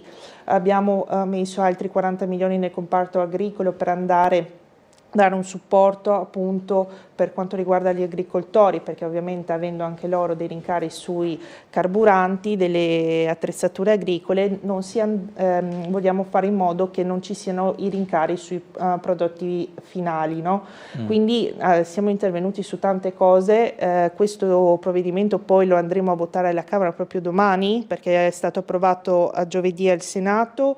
Anzi, domani facciamo anche la discussione generale sul provvedimento in aula, quindi siamo intervenuti investendo veramente decine di milioni di euro su questo, e in più abbiamo anche aumentato i poteri della Guardia di Finanza contro le speculazioni, perché quindi abbiamo sì dato contributi, ma abbiamo anche aumentato i controlli, perché altrimenti non riesci mai a essere incisivo veramente, quindi anche staniamo chi vuole speculare su questo. Queste sono le armi che ha in mano un governo, quindi contributi su settori strategici e controlli. Ovviamente va anche gestita la crisi internazionale, che è appunto la notizia di ieri sera, come dicevo prima, mezzanotte. Vediamo adesso gli effetti in questi giorni. Vedremo anche come reagirà il mercato. Esattamente. Poi i mercati sono una diretta risposta delle situazioni internazionali. Prima il telespettatore parlava anche dei tassi di interesse. Io ho visto che il valore dell'Euribor adesso è attorno all'1,9%, ricordiamoci quando nel 2024 sfiorava il 4%, quindi male ma non malissimo, coniando l'opposto del bene ma non benissimo. Sicuramente però una mano da parte delle politiche del governo sono volute e dovute anche per calmierare i costi dell'energia, i costi, come diceva lei, delle accise e altro ancora. Sentiamo un'altra telefonata, buongiorno. Buongiorno, Prego. sono Esther, telefono da Trieste. Prego. Buongiorno. Buona giornata a entrambi. Grazie. Vorrei solo una curiosità, e forse una cattiveria, ma non è una cattiveria, perché anche mia mamma aveva la minima, però io quando telefono ho la minima, ma come fanno a vivere se non hanno una piccola reversibilità? Non lo dicono, ha capito, onorevole? Cioè dicono, io come faccio a vivere con la minima? Non si può vivere con la minima. Se uno deve pagare l'affitto, deve mangiare, deve pagare le bollette, con 500 euro, non so, 600 euro, non esiste. O hanno un aiuto del comune e non possono assolutamente vivere. Ho capito cosa intende. Che dicono, sì, io ho chiaro, la minima. E lei chieda quando viene, ha qualche reversibilità? E solo questo, perché mi fa dispiacere sentire che vivono solamente con la minima. Certo. Con tutto il cuore devo dire che non si può, non esiste. La saluto. Grazie la Esther, grazie. Scusatemi del mio intervento, però grazie. No, va bene. Ci tenevo tanto a dirlo, perché lo dico a me ha fatto stesso. bene. Va bene, Saluti, bene, fatto buona bene. giornata. Grazie. No, ringrazio anche questo intervento perché ha ricordato anche il grande lavoro che fa il Comune di Trieste e la Regione Friuli Venezia Giulia sugli aiuti a chi ha difficoltà. Quindi ci sono i contributi per gli affitti, i contributi per la spesa. Quando avete difficoltà chiedete aiuto. c'è il comune con i servizi sociali dove mettiamo 100 milioni di euro, c'è il comune di Trieste su queste partite investe tantissimo, quindi non abbiate riguardo, chiedete sempre aiuto perché gli aiuti ci sono, i contributi ci sono, non siete soli, c'è un sistema che è stato creato e che viene supportato proprio per questo motivo. E quindi il mio appello è sempre quello di chiedere un supporto, perché tante volte anche quando si pensa che non ci siano soluzioni, a volte ci sono e sono anche semplici da ricevere. Altre mail, buongiorno, a proposito di buche nominate dal primo telespettatore, scrivo più che altro per un avvallamento abbastanza grande di fronte alla fermata degli autobus dietro la chiesa di San Giovanni. Spero che venga sistemata perché è vistosissima, grazie, buona giornata, buon lavoro. Lo segnalo sì, ai nostri bravissimi consiglieri circoscrizionali, il presidente Cavallaro, e così dopo mandiamo in comune, come tutte le altre segnalazioni che mi avevate mandato, le ho mandate in comune e ho fatto fare i controlli. Se posso, anche su altre 2 segnalazioni che mi erano state chieste l'ultima volta che sono stato qui, ovvero i posti per gli invalidi vicino all'ITIS e vicino al Burlo, ho chiesto agli uffici, sono fattibili, ne parlerò con l'assessore Babuder e quindi se va tutto bene, faranno gli ulteriori controlli finali, potremo mettere dei parcheggi appunto ad hoc per le persone con disabilità vicino a questi punti strategici in città. Altra mail dice il punto è che le leggi attuali oggi non bastano, questo vale anche per molte altre situazioni, vedi l'Islam radicale e molto altro, siccome non si può andare avanti così, prima o poi finiremo per perdere la democrazia, perché la gente per bene accetterà volentieri le restrizioni di alcune libertà pur di avere maggior sicurezza e tranquillità.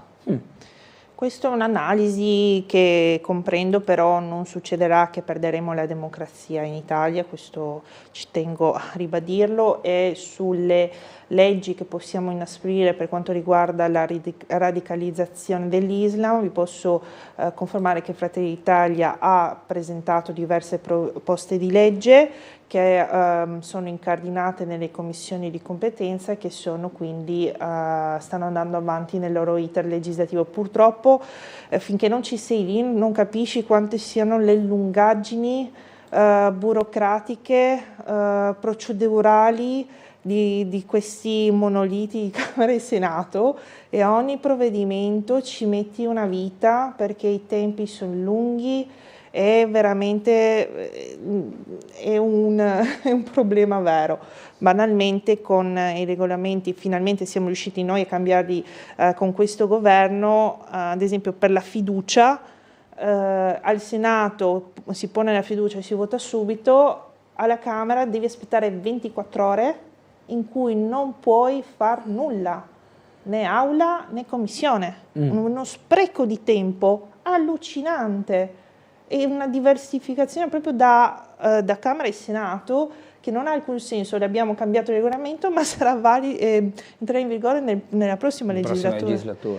Ed è una roba incredibile. Sì, c'è una mail che dice: vi chiedo cortesemente di intervenire a Ponziana, nel giardino sotto alla bocciofila di via San Giovanni in Bosco. Ogni sera dalle 18 in poi vengono ragazzi e adulti a drogarsi e bere, si picchiano, ci sono mamme e bambini che scappano, noi di sera non si può uscire, la polizia è al corrente di tutto ma non si vede mai nessuno, si può fare qualcosa? Ci sono pure cani oltre 50 kg senza guinzaglio, grazie per una risposta, saluti da tutti della zona.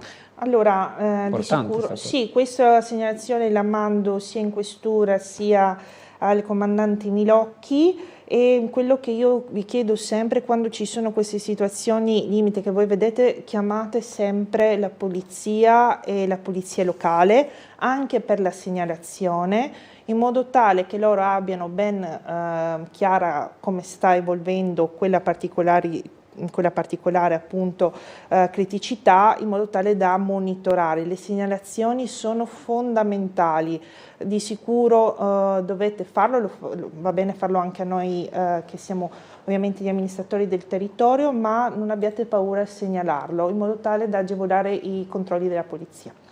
Sentiamo un'altra telefonata, buongiorno. Sì, pronto, buongiorno, sono in linea. Sì, prego. Buongiorno, saluto a lei, alla redazione, al gentile ospite e tutti i telespettatori di Tele4. Prego. Ecco, io volevo porre due domande alla gentile ospite. Sì. La prima è questa. Allora, quando si parla di Mattei, il famoso piano Mattei, è stato il personaggio più influente in termini di energia in Italia. La sua caratteristica a confronto alla concorrenza era che lui faceva virgolettato prezzi onesti, ovvero se andava in Iran a estrarre petrolio offriva il 75% delle royalty al governo iraniano e il 25% se lo portava a casa. In questa maniera si è riuscito ad avere autonomia energetica. Nei paesi sottosviluppati le 7 sorelle offrono mediamente il 50%, la Bolivia l'80% di rete, cioè su 100 se ne porta a casa l'80 e il 20 rimane a disposizione o della multinazionale o chi che sia. Allora, davanti alle coste siciliane sono stati trovati 2 grossi giacimenti petroliferi, 2 grossi. Il governo ha firmato la concessione per lo sfruttamento di questi giacimenti e ha chiesto alle multinazionali il 10%, ripeto, il 10%, tale quale una mancia che usano in America per dare la mancia al cameriere. Allora, la prima domanda è questa: se lei sa perché il governo ha accettato il 10% e non il 70% o il 50%. E la seconda domanda è questa: allora l'Italia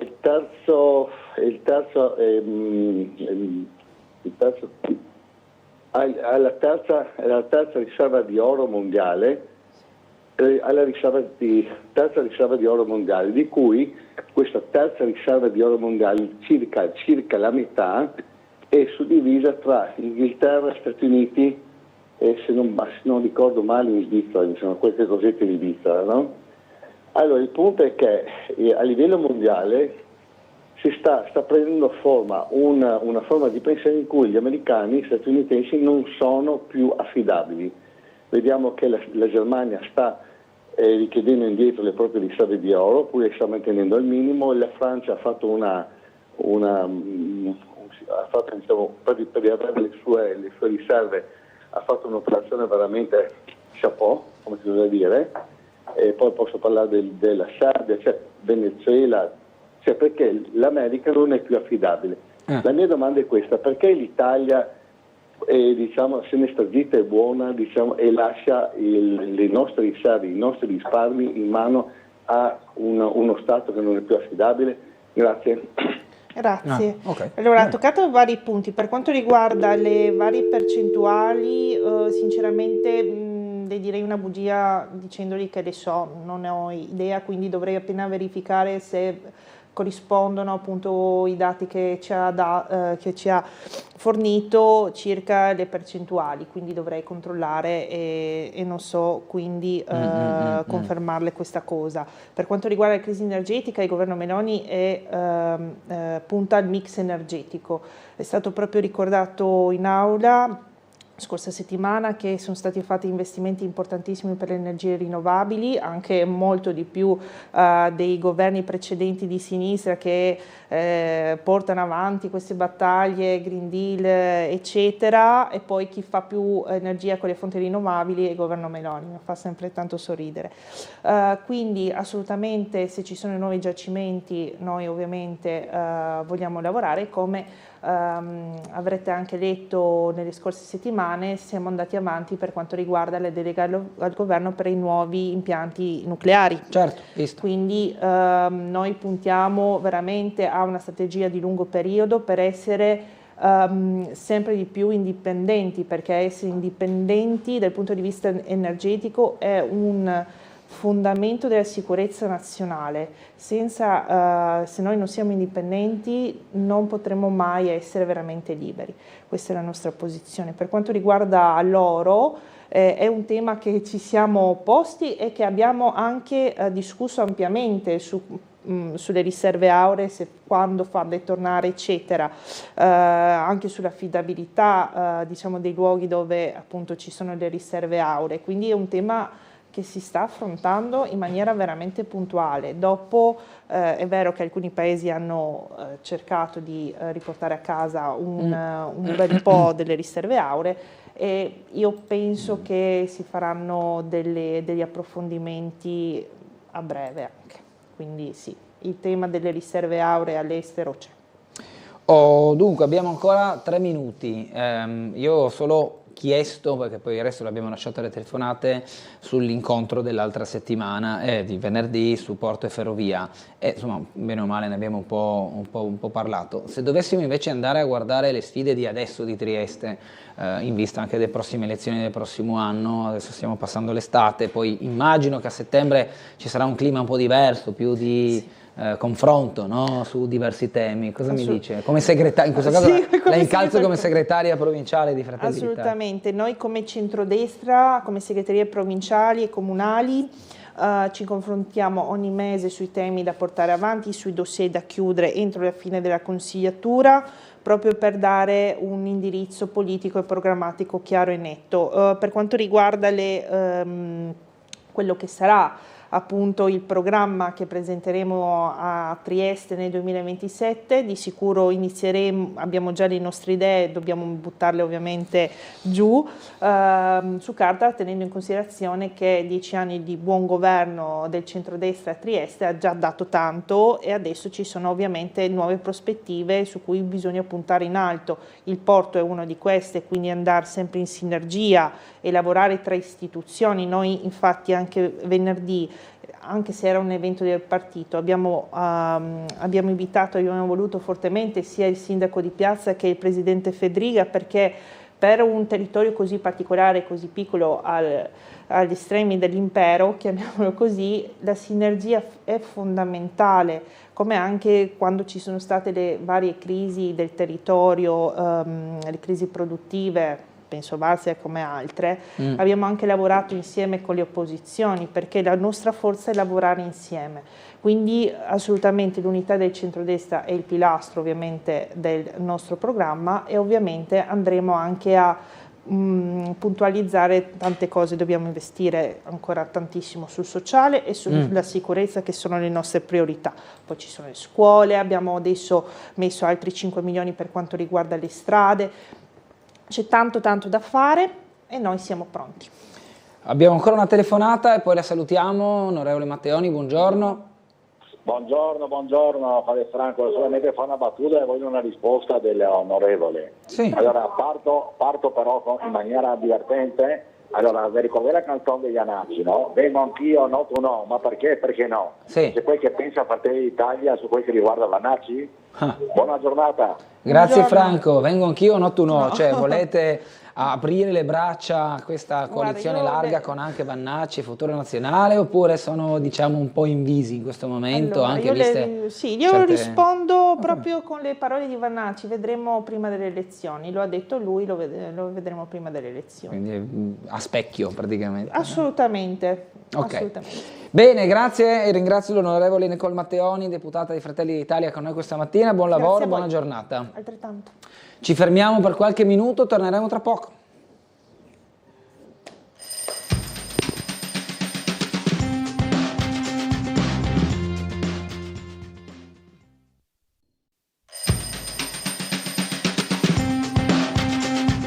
Ben ritrovati con Sveglia Trieste, siamo in compagnia di Igor da Milano che torna a trovarci, speaker di Radio.0, ben ritrovato Igor, buongiorno. Buongiorno, Bernardo. Ci hai portato in studio Letizia Milokanovic, scusa, non volevo pronunciarlo male. La presentiamo, è una triestina, una ragazza triestina, la presentiamo come content creator. Ora ci spiega Igor di che cosa si occupa, ovviamente in questa veste più pubblica, Letizia, e poi parleremo proprio con te di questo tuo percorso piuttosto impegnativo. Igor. Gli faremo anche domande. Certo. Per esempio Letizia ha cominciato a fare dal 1° gennaio ogni giorno dei push up, quindi vuol dire mettersi giù, che di solito noi diciamo piegamenti, che è sbagliato, flessioni, perché anche quella cosa lì un po', quando uno dice facciamo le flessioni, cioè uno che fa questo di mestiere ti guarda e dice ok, ti cadono un po'. Mentre qui cosa succede? Lei dal 1° gennaio per andare avanti fino al 31 dicembre, ogni giorno aumenterà di 1 un scalino, dopo ci racconterà com'è nata questa idea, questa challenge, no? Perché alla fine sono dei challenge, delle sfide, ci sono sfide che se vedete anche in internet, ci sono quelli che fanno i 100.000 passi, quelli che fanno le 10.000 calorie in 8 ore, in 8 giorni, quelli che fanno, insomma ci sono tante piccole cose che poi uno inizia a fare una cosa e un po' perché lo fanno, e allora scopriremo un po' con Letizia questo. Intanto come è nata l'idea di partire dal 1° gennaio ed arrivare al 31 dicembre mettendo ogni giorno 1, quindi come è nata questa idea? Allora, intanto vi dico che è nata proprio così a caso questa idea. Era il 1° gennaio e dopo Capodanno stavo andando a fare una camminata in Slovenia con il mio ragazzo e stavo guidando, ero in auto, e stavo ripensando comunque a un altro influencer friulano, Jackie Coia, che scorso anno aveva fatto questa sfida ma facendo 10 piegamenti in più al giorno.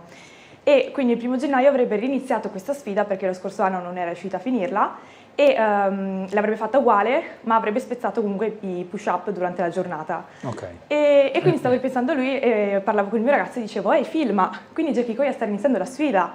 E praticamente poi ho pensato ma non c'è stata mai nessuna ragazza che ha mai fatto una sfida del genere e a me piacciono i push-up, quindi perché non provarci, no? E gli faccio, secondo te Phil, riuscirei a fare un push-up in più fino alla fine dell'anno? Riuscirei a finire questa challenge, questa sfida? Io mentre sempre guidavo, lui aspetto che mi risponda 3 secondi proprio infiniti, io là che guidavo tipo Phil mi rispondi? E dopo subito lui mi risponde sì Leti, fallo assolutamente, secondo me ce la riuscirei a fare. Quindi un attimo spiazzato, non mi aspettavo questa sua risposta e alla fine abbiamo un attimo pensato, abbiamo detto ok dai, proviamoci, cioè non ho nulla da perdere, anzi è proprio un motivo per mettermi alla prova, per provarci, per vedere se il mio corpo riesce a farcela, è proprio una prova con me stessa in primis. Certo. E poi un altro motivo che mi ha spinta è che è proprio un modo per incentivare le persone a fare sport, cioè nel senso io comunque oggi sono arrivata al giorno 166esimo, no, dell'anno, quindi sono 166 push-up Sei oggi. più o meno a metà strada, no? Sono quasi a metà strada. Quasi a metà strada, sì, esatto. E quindi io durante comunque questo periodo ho fatto anche vari raduni, li chiamo diciamo dei raduni di push-up, ed è un modo per proprio creare socialità, incontrare nuove persone, farli mettere anche alla prova, cioè non serve che vengano là e facciano tutti i push-up, possono anche farne solo 5-10 e stare in compagnia, conoscersi, è proprio un bel modo. Senti, tu quanti ce la fai? Quanti riesci a farne? Non lo so. Dopo proviamo. Non sono mai messo alla prova. Ti ha detto dopo proviamo. Non lo so. Sappio, dopo proviamo. Duro. Però guarda, adesso lei un po', adesso non ci racconta, però la parte è che è partita non con una base fortissima, quindi è partita un po' così, come una persona comune che dice adesso io faccio da oggi in poi comincio a fare questa prova, quindi anche quella è la verità, no? Di fare una cosa comune e un po' sport, ma anche un po' di far vedere che la persona comune riesce a fare determinate cose con costanza, perché sai che oggi insomma l'elemento del corpo è sempre molto così discusso, no? Quindi questa cosa qua, lei ha messo insieme tutti questi meccanismi e ha cominciato a fare questo percorso. Ti chiedo qual è intanto il momento dove quasi ti verrebbe da lasciare tutto? Perché ci sarà un momento dove uno dice ok basta, non ce la faccio più, cioè, comunque infatti. Ogni giorno, poi dillo che ogni giorno non nello stesso posto, lei ogni giorno chiama. Questo è un telefono. Vabbè, lei ogni giorno cambia posto. Andiamo a spegnerlo, sì, vai, attenzione al microfono. Sì. Però se no facciamo così, mentre vediamo il tuo video e voi parlate ti avvicino io. Bravo. Grazie. No, allora dicevo, intanto che raccontiamo com'è la parte di creare, fare determinate cose quando si va a fare la parte di push up e queste cose qua. Il momento vedi, visto. Sì, perché volevo farli anch'io, ma quel giorno era un po'. Tu quando li sai fare io? No, li faccio abbastanza. Faccio veramente adesso penso 50 ce la faccio dopo di fila? No, di fila no, penso di farne 20, riesco a farne 50, forse di più. Però arriva un momento che sono, esatto, ci sta. spezzando ce la faccio. Vedo che qui, scusami Igor, interrompo, vedo che qui ne fai a gruppi da 5. Esattamente. E poi ti molli il braccio, Sì. perché diciamo, il dolore principale nasce dal Non è proprio tricipite. un dolore, è un modo, diciamo, per riuscire a riposare almeno un braccio alla volta. un minimo. Sì, ma allora, per chi lo sta guardando, io li faccio, non è che quando tu ti metti con una mano sola dici riposo, sì, riposi là, quella che è giù, quella che molla, ma l'altra sta tirando il peso di tutto il corpo. Quindi quando voi fate questo movimento qua, uno dice no, effettivamente ci vuole quel secondo, sì, un attimo ti sgranchisci, ma è l'altro che invece sta facendo. Ma ti dico, il momento che vorresti mollare tutto, c'è stato un momento proprio, sai, c'è la crisi, no? Che dici ok, basta. Diciamo che, allora, siccome io ogni giorno cambio location e in base anche a cosa faccio durante la giornata mi organizzo, ci sono giorni in cui magari mi chiedono vieni di qua a fare i push up, così altri giorni in cui magari organizzo io di andare in certi posti, o altri giorni in cui improvviso proprio, magari faccio un aperitivo con delle amiche, bene, li faccio lì i push up, quindi come sono così li faccio, non ho un outfit sportivo, cose così, proprio molto spartano, molto così. E in più devo dire che ultimamente sotto il sole ci sono stati dei giorni in cui ero tipo cavolo, è tanto faticoso, e poi stare sotto il sole è la doppia della fatica proprio. È un livello di difficoltà più alto. Esatto, però non c'è ancora stato quel giorno in cui dico basta, non ce la faccio più, perché sono talmente tanto motivata mentalmente e questa è la mia forza che mi fa andare avanti, sono veramente costante e motivata. Quindi anche se il mio corpo magari chiede pietà, perché DOMS, dolori muscolari ce ne sono, anche perché e ogni continuo giorno ad andare anche in palestra. Sì, quello no, infatti volevo domandare, ma fai anche altro nel frattempo? Sì, cioè, continuo ad andare in palestra, che comunque è una delle mie passioni. Però non fai braccia. Però no, in realtà amo allenare l'upper, quindi in realtà sì. Che miseria. Sì, e quindi diciamo che rispetto all'inizio dell'anno che andavo 4 volte a settimana in palestra fisse, adesso sto andando 3 volte, poi ogni tanto vado un po' a correre, quindi comunque ho cambiato un po' l'allenamento, prima mi allenavo più simil calisthenics, quindi comunque trazioni, dip, push up, adesso evito magari di fare dip e cose così, o anche trazioni, faccio più magari un po' a sensazione soprattutto, cerco di ascoltare un po' il mio corpo per capire quanto sono anche affaticata, e in più comunque alleno con i pesi, macchinari. Ma dall'inizio a oggi sei riuscita a fare tutto senza, diciamo, dolori / infortuni? Allora, infortuni per fortuna no, spero che non mi vengano. No, non chiamarla. Esatto, non chiamiamola. No, era per capire, perché vedo che nella fase di set dei vari push-up molto molli il braccio e lo rilassi, no? Sì, diciamo che comunque c'è... E visto che ogni giorno c'è questa sollecitazione ed è ogni giorno uno in più... Ma infatti l'anno scorso l'altro diventa ragazzo... quasi una preparazione, anche no? l'anno scorso l'altra ragazza di Cevignano aveva il problema sul mignolo, cioè pensa al mignolo della mano l'appoggio destra, perché lui quando appoggiava, perché tu quando appoggi è per terra, la pressione, le pressioni, perché logicamente facendo 1000, le pressioni che faceva, il mignolo gli portava il blocco di tutto il braccio, quindi lui a un certo punto gli hanno detto ti devi fermare, non poteva fare altro che fermarsi, perché altrimenti continuava, gli veniva un gli era venuto anche un dolore, mi pare, al gomito. Al gomito tutto tipo collegato, tennista, sì, perché è una cosa che dici. Infatti la cosa paradossale è quando arrivi, ecco per esempio, non so, la domanda ti viene, quando incominci a sentire stanchezza dopo che parti, adesso che ne hai fatti 166, cioè sarà un momento che dici ok, qui è il mio limite, sto cominciando a superare quel limite. Allora, dipende, perché dall'inizio dell'anno è bello come, cioè proprio senti il tuo corpo che si adatta. Ci sono giorni in cui ovviamente sono molto più affaticata, molto più stanca e quindi un po' arranco.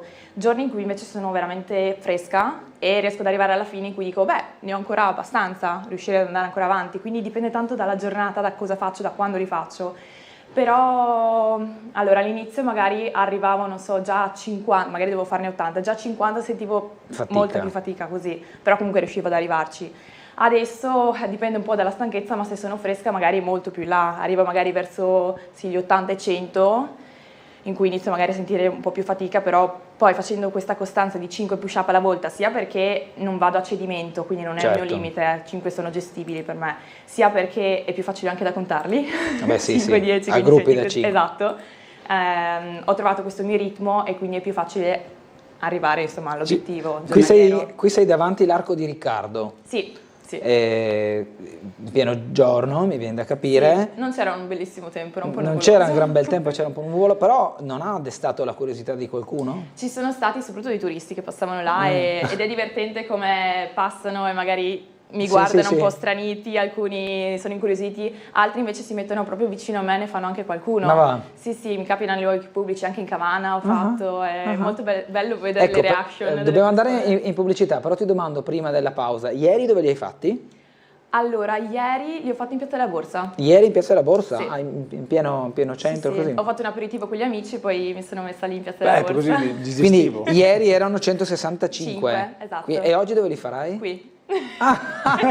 Sorpresa! E quanto tempo ci impieghi? Quanto tempo ci hai impiegato ieri? Così per capire? Sì, ultimamente ci sto circa 11 minuti, 11-12 Ma va? minuti. Sì, io pensavo anch'io quando l'ho chiesto. Quindi ci prendiamo gli ultimi minuti per... No, ok? Come volete. Vabbè, allora facciamo così, intanto andiamo in pubblicità, così prepariamo lo studio. Vabbè, ma le facciamo dopo. Vabbè. Poi le facciamo un po' in diretta. Gli ultimi minuti in mica mi diretta. scompongo, io e Igor parliamo. Vabbè, esatto, bravo. Pubblicità, breve pausa, ci vediamo tra poco.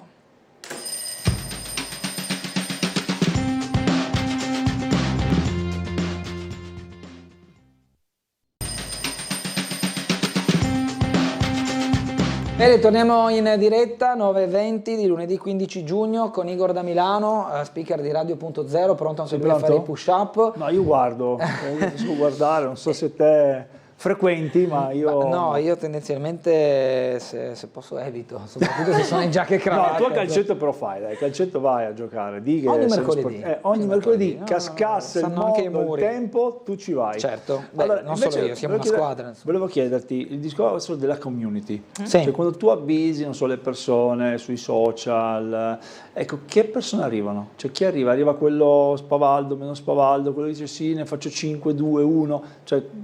Che genere ti arriva? Allora, dipende, perché in realtà ho una community molto varia. Principalmente ci sono ragazzi, uomini, ecco. Ragazze ce ne sono poche che sono così coraggiose, che vengono magari ai raduni, però ce ne sono state. E come età, secondo me, cioè, spazia veramente. Ci sono anche proprio ragazzi, non so, 17 anni, 18, così, più piccolini, ma anche età mia, quindi sui 26 anni, 27, così. O anche ho visto quarantenni, cinquantenni, sì. E quindi in realtà... Parla di noi, Igor. Ahimè, cosa vuoi? Passa il tempo. Esatto, quindi in realtà è molto, molto varia. Molto sì, omogeneo. No? Esatto. E sei partita da giorno 1, sì, logicamente, il 1° gennaio.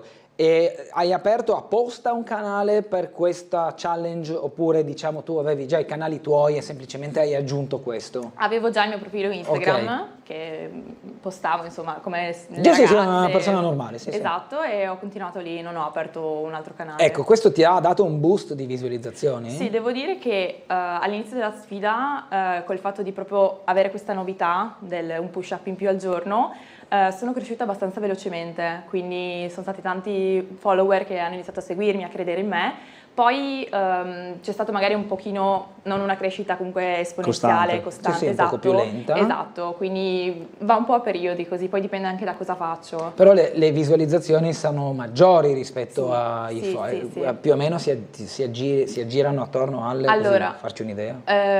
Di ogni reel, sì, di ogni video, circa ogni reel più o meno arriva a 8-10 mila almeno.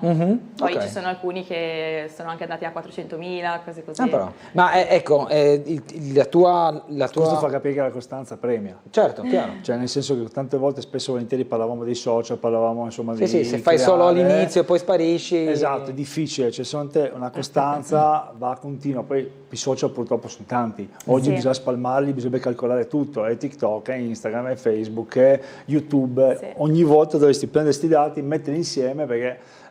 uno è forte su un canale, ma casomai l'altro guarda solo l'altro canale, l'altro guarda solo l'altro canale ancora, quindi è molto complicato oggi. Se prima era più mirato, oggi social è tutto, anche WhatsApp ormai sta diventando un social, cioè hai visto pure che adesso sta arrivando a pagamento, ci saranno le inserzioni, insomma c'è di tutto e di più. Se avete visto che aprite Facebook e Instagram, non so se ti arriva anche a te, continuamente un banner che sta venendo quel banner che ogni volta dice questo bannerino che stanno indicando che tra poco cambierà di nuovo. Quindi è un qualcosa di particolare. Io mi stava anche venendo in mente che in realtà Instagram premia anche certi tipi di video, nel senso video corti, magari video comunque con più visualizzazioni, più commenti, interazioni, però i miei video comunque durano abbastanza, 1 minuto e mezzo, tra la parte dell'introduzione, tra la parte anche dei push up velocizzati, perché su Instagram li metto velocizzati, quindi comunque 1 minuto e mezzo di video è lungo, quindi anche per quello a volte Instagram non riesce bene magari a premiarmi. Ti domando, dato che siamo sempre nell'ambito social, cambiamento anche di attenzione da parte di marchi, di ditte, di aziende, perché anche quello non è importante. Siamo a Cavana intanto, Sì, esatto. Okay. Lì vedo la gente che ti guarda, che cammina, anche questo ti veniva addosso a momenti. E uno si è unito, ha fatto abbastanza lo spavaldo e si è messo Cavana? Lì. Sì. Quindi lo vedremo fra un po'. Sì, eccolo. Si è messo così proprio spavaldo e si è messo a fare. Dopo 3 basta, no? basta. Sì, li ha fatti, mi farà un 10. Vabbè, sembra. Insomma, meglio 10 che 0. No, neanche 5 forse. 5, poi ha salutato e se n'è andato.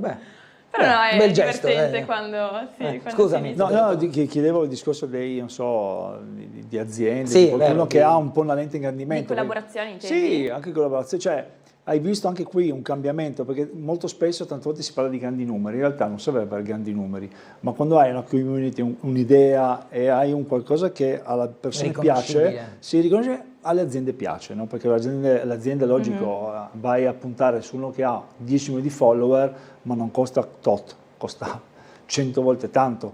Invece l'azienda tende a pensare, ok, quello più piccolo, sono i micro influencer, vengono chiamati, questi micro influencer hanno più attenzione dei grandi influencer. Hanno più potenziale di crescita. Perché devi pensare che dall'altra parte hai, non so, 1 milione di follower, ma 1 milione sparsi ovunque, quindi può essere in Cina, in America, in Italia. In Italia io lo vedo quando vado alla presentazione di eventi, che li presento io, e nei numeri vedi i follower, ma vedi le persone che arrivano, non è proprio la stessa cosa. Cioè, se su carta ti dico ok ci sono 1 milione, poi arrivano lì 20-30 persone, qualcosa non mi torna, capisci?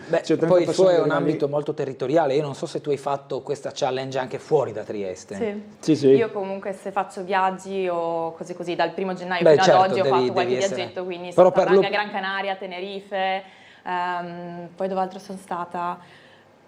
Sì, in giro anche per l'Italia, non so, Bergamo, poi ero a Lecce, ero abbastanza in giro. Però per lo più, visto che si tratta di un'attività quotidiana, le svolgi a Trieste, insomma. Quindi... E se mi trovo a Trieste, sì. Ok. Sì, se invece sono un po' in giro, dove sono li faccio. Sì, dove sei. Okay. Logicamente in questo caso, Phil quanti ne ha fatti, scusami? Phil quanti ne ha fatti di piegamenti? Quando avevo fatto anche le sfide così. Lui aveva fatto con Jackie Koya 2 volte, aveva fatto uno a Rimini Wellness lo scorso anno, ne aveva fatti 1000 piegamenti, in un giorno. Mi pare un'oretta è stato, una cosa così. E invece poi un'altra volta li aveva fatti sotto casa mia, nel parchetto sotto casa, aveva provato e ne ha fatti anche l'altri 1000. Anche lui è molto sportivo. 1000? Sì, ma sì. sempre spezzati, non so, nel senso, 10 a 10 plank, così. Esatto, però 1000 in un colpo che sei lì, c'è un numero mica da poco. Mi sento stanco io adesso. Sì. Però anche là è stimolante, metti proprio alla prova il tuo Però corpo. ecco, parliamoci chiaro, anche per non dare magari bisogna essere un po' allenati, perché non è che ne fai... Sì, per avere anche una tecnica comunque. Lasciamo stare i 1000 di fila, che sicuramente sarà stato allenatissimo, ma anche farne comunque i tuoi 1 in più al giorno, che vuol dire oggi 166, domani 167, quindi... Ma anche mentale. La somma totale fino ad oggi, dal 1° gennaio, sono arrivata a 13.000 e qualcosa push-up. Non è poco, no. Diciamo però che dico, dolori. Non è che parti dal 1° gennaio dopo che non fai niente tutto l'anno, no? Cioè tu partivi già da una base, insomma. Io prima di iniziare la sfida comunque riuscivo a fare di seguito tra i 26 e i 30 push-up. Sì, che non è tantissimo, cioè, comunque non è... Comunque sono una ragazza. Sì, sono ragazzi, però non è la cifra che dici da passare da 30, ma ogni giorno, guarda che mentalmente, secondo me, quello ti massacra. È come quando vai all'allenamento, tu lo fai 1, 2, 3 volte a settimana, ma di solito se fai un allenamento normale, un giorno fai braccio, una volta fai gambe, e una volta fai scarico. Cioè scarico vuol dire scarico. fare ogni giorno, penso che mentalmente, poi logico, casomai lei lo fa, può farlo la mattina, pomeriggio, sera, insomma notte, può scegliere. A volte anche sera tardi, mattina presto, in base a... in spezzi quindi? No, il giorno prima, sì. Ok, anche la sera stasera tardi, e domani il giorno mattina. dopo devo farli alla mattina presto magari. Senti, ma il pensiero dell'ultimo giorno, cosa vorresti fare? Stavo pensando, devo bene capire dove, però volevo fare una specie di mega raduno per festeggiare tutti quanti assieme. Però devo ancora bene studiarla e sono aperta a idee. Ci pensiamo, abbiamo ancora 3/4 d'ora. Esatto. Prima della prossima pubblicità, diceva Igor, sei riuscita ad attirare l'attenzione anche di marchi, di qualcosa? Sì. Io in realtà ho continuato la mia sfida eccetera, però già all'inizio, la prima, seconda settimana di gennaio mi hanno contattato 2 aziende, e una di integrazioni e alimentazione si chiama Life Pro Nutrition ed è un'azienda quindi con cui collaboro proprio attualmente, mi sto trovando benissimo, e poi anche un'altra azienda è Bomba Fit, un brand di abbigliamento, sì. quindi con entrambi proprio sto collaborando, e siccome anche vado in palestra eccetera uso quotidianamente sia tutti gli accessori vari. Ma invece ragazze, vedi, hanno creato ti fanno qualche domanda, sono curiose di più oppure ancora o dal vivo? No, dico quando fai il push up, cioè le ragazze si avvicinano un po', sono curiose, vorrebbero oppure sono ancora un po'... C'è stata proprio anche pochi giorni fa una ragazza che mi ha scritto e mi ha chiesto un po' quali sono i pro di questa sfida, se riesce a crescere muscolarmente, se ha avuto dei cambiamenti fisici, perché vorrebbe iniziare anche lei a provare questa sfida. E a me ha fatto strapiacere questa cosa, nel senso che io le ho subito detto guarda, provaci, mettiti alla prova, non hai niente da perdere, inizi con uno e vai avanti così.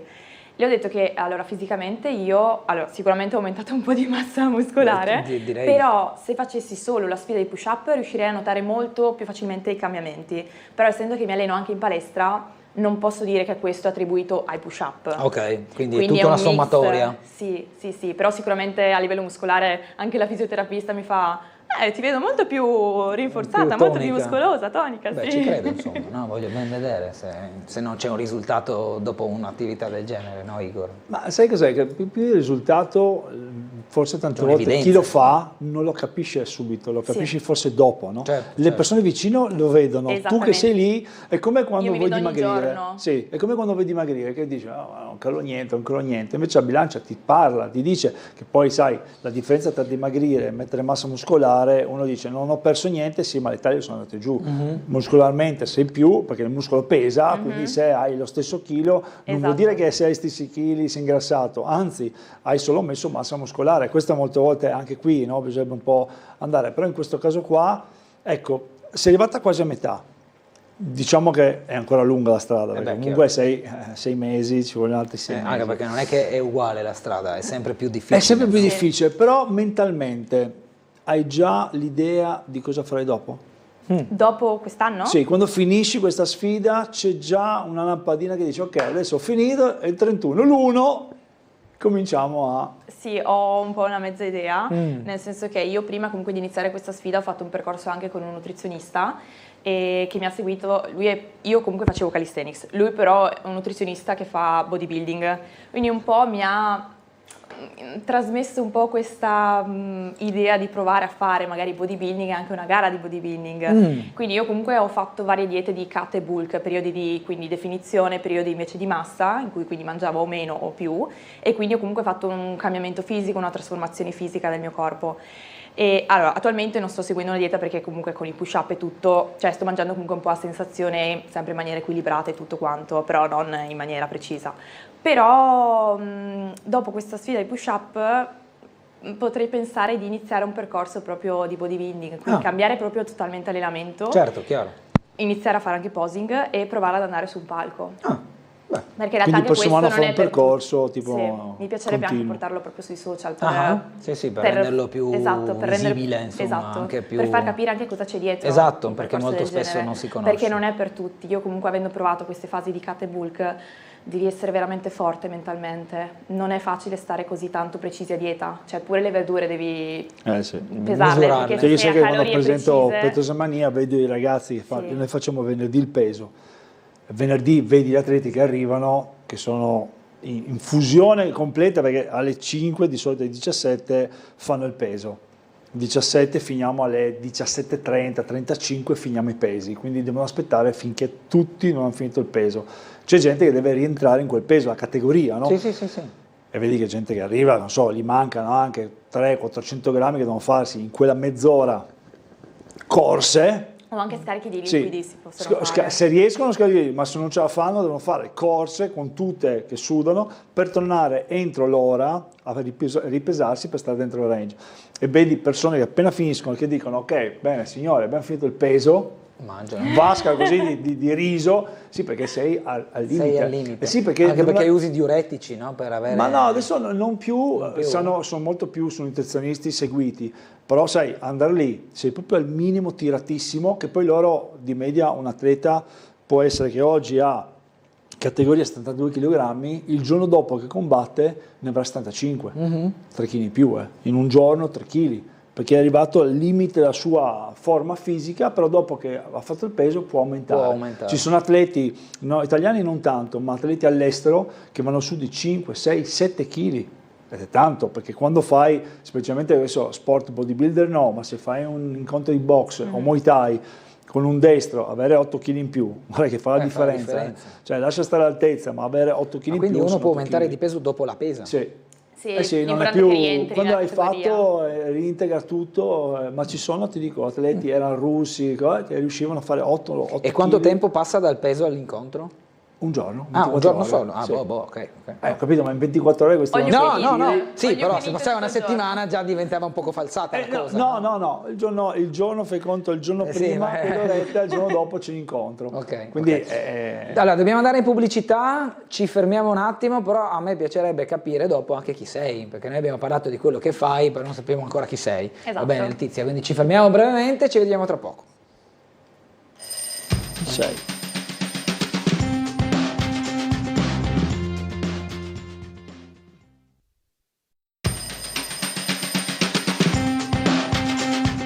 Trovati in diretta con Sveglia Trieste, 9:38 minuti di lunedì 15 giugno in compagnia di Igor da Milano, di Radio.0 e di Letizia Milokanovic, con la quale abbiamo parlato di questo suo avventura, questo suo challenge di questo 2026, cioè un push-up al giorno incrementale fino a fine anno. Quindi a fine anno, il giorno 31/12, ne farai 365 e alle spalle avrai i 364 del giorno prima. Quanti sono in totale? In totale quanti sono? Sai già quanti sono il totale? No, bisognerebbe fare 365 per 366 diviso 2 e quella è la somma totale.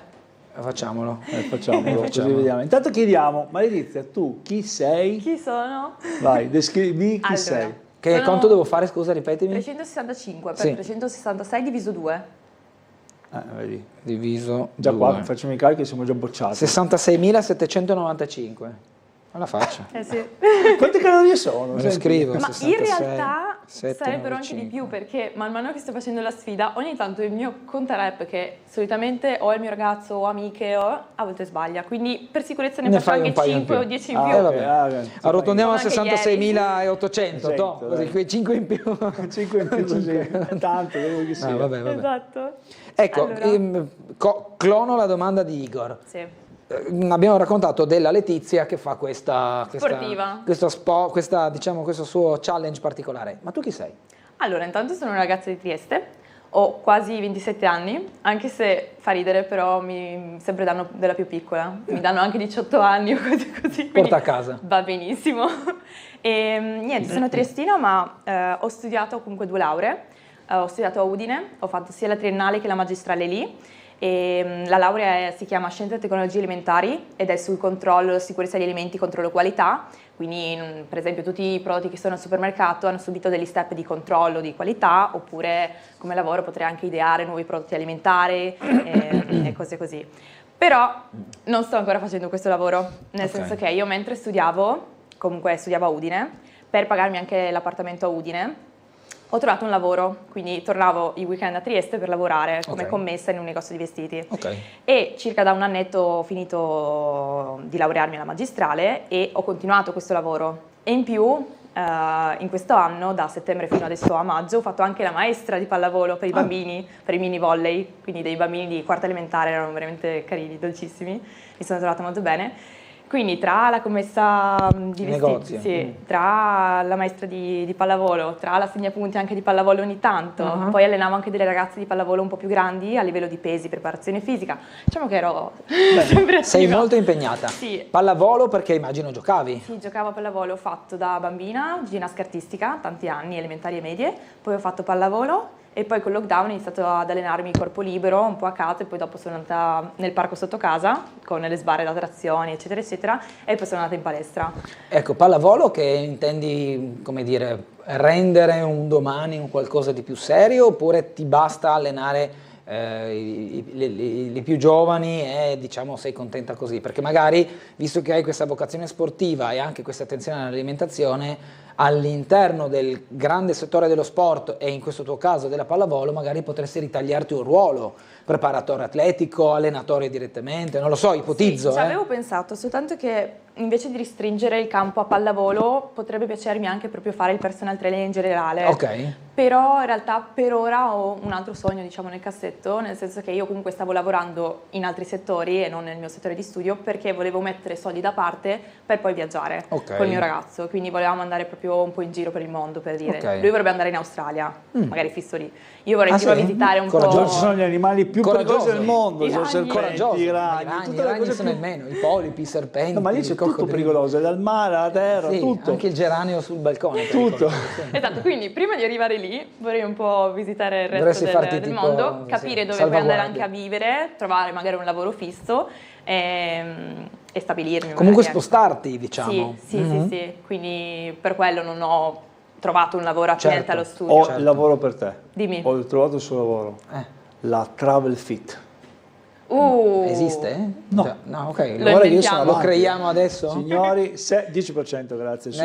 Tac. Vabbè, non è che possiamo fare giusto. Ti pago il caffè, Igor. Ah, come caffè? C'è il caffè io? Vabbè, ma il 10% è fatturato. Se adesso non comincia a fatturare, già un caffè è tanto, no? Tanto caffè è tanto, va bene. Hai ragione. Però potrebbe essere un'idea, Sì.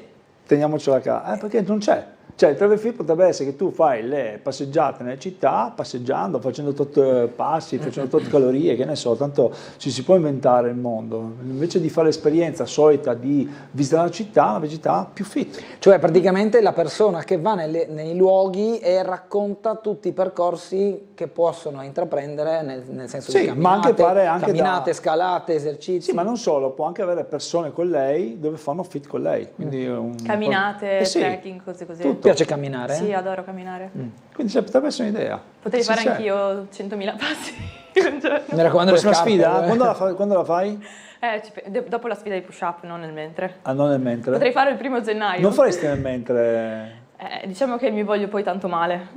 Già ho pieno di dolori muscolari. Ma fai qualche sorta di preparazione prima di cominciare con i push-up? Non so, una sorta di riscaldamento, ecco, parliamoci. Dovrei farlo meglio, diciamo che sono molto così, 2-3 minuti di circonduzione delle braccia e sono pronta. Ah sì, basta? Ma Igor?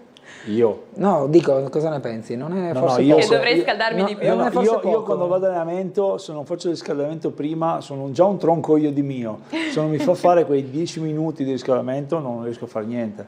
Ho provato a farli sia quando faccio allenamento, sia all'inizio da fresco, sia da stanco. Non mi cambia molto, visto che non cambia molto, perché il recupero ce l'ho buono, anche se ho 50 anni ho un buon recupero. Logicamente quando finisci non hai lo sprint iniziale, certo. Però il muscolo continua, no? È logico che se ne fai l'inizio, metà e alla fine senti la differenza, ma neanche pensavo molto peggio. Pensavo molto, il muscolo è come una memoria, qualcosa dove una volta che memorizza quel movimento, lui lo fa, poi è qua. Cioè, nel senso ma poi anche nel mentre che lo fai ti scaldi. Sì, ma è qui poi comunque, la testa cioè io vedo, quando tu stai per dire finisco, non so, io ho la fascia che mi dice tutto, quando sono lì che dico mamma mia non ce la faccio più, in realtà il computer dice guarda che sei al minimo delle tue energie, cioè vedo che mi stai dicendo guarda che non c'è niente, non sono in rosso, non c'ho il battito, niente, quindi è proprio mentale, è un'energia che quando arrivi il tuo corpo come in difesa dice ma perché fai questo sforzo? Stai calmo, mettiti, fai altro, ma perché veramente mi rendo conto anche quando vedo persone che fanno i 42 km non di maratona, ma c'è un ragazzo verso qua a Trieste che si è preso da qua, è andato da qui, da Trieste a Grado correndo, cioè comunque sono 40 km, ho presente chi Daniele, sì. Cioè, e dici ma Cioè non è così. Preso, zainetto, con l'amico. Cioè ti dico, io se faccio 5, forse, e dopo 5 comincia a esplodere.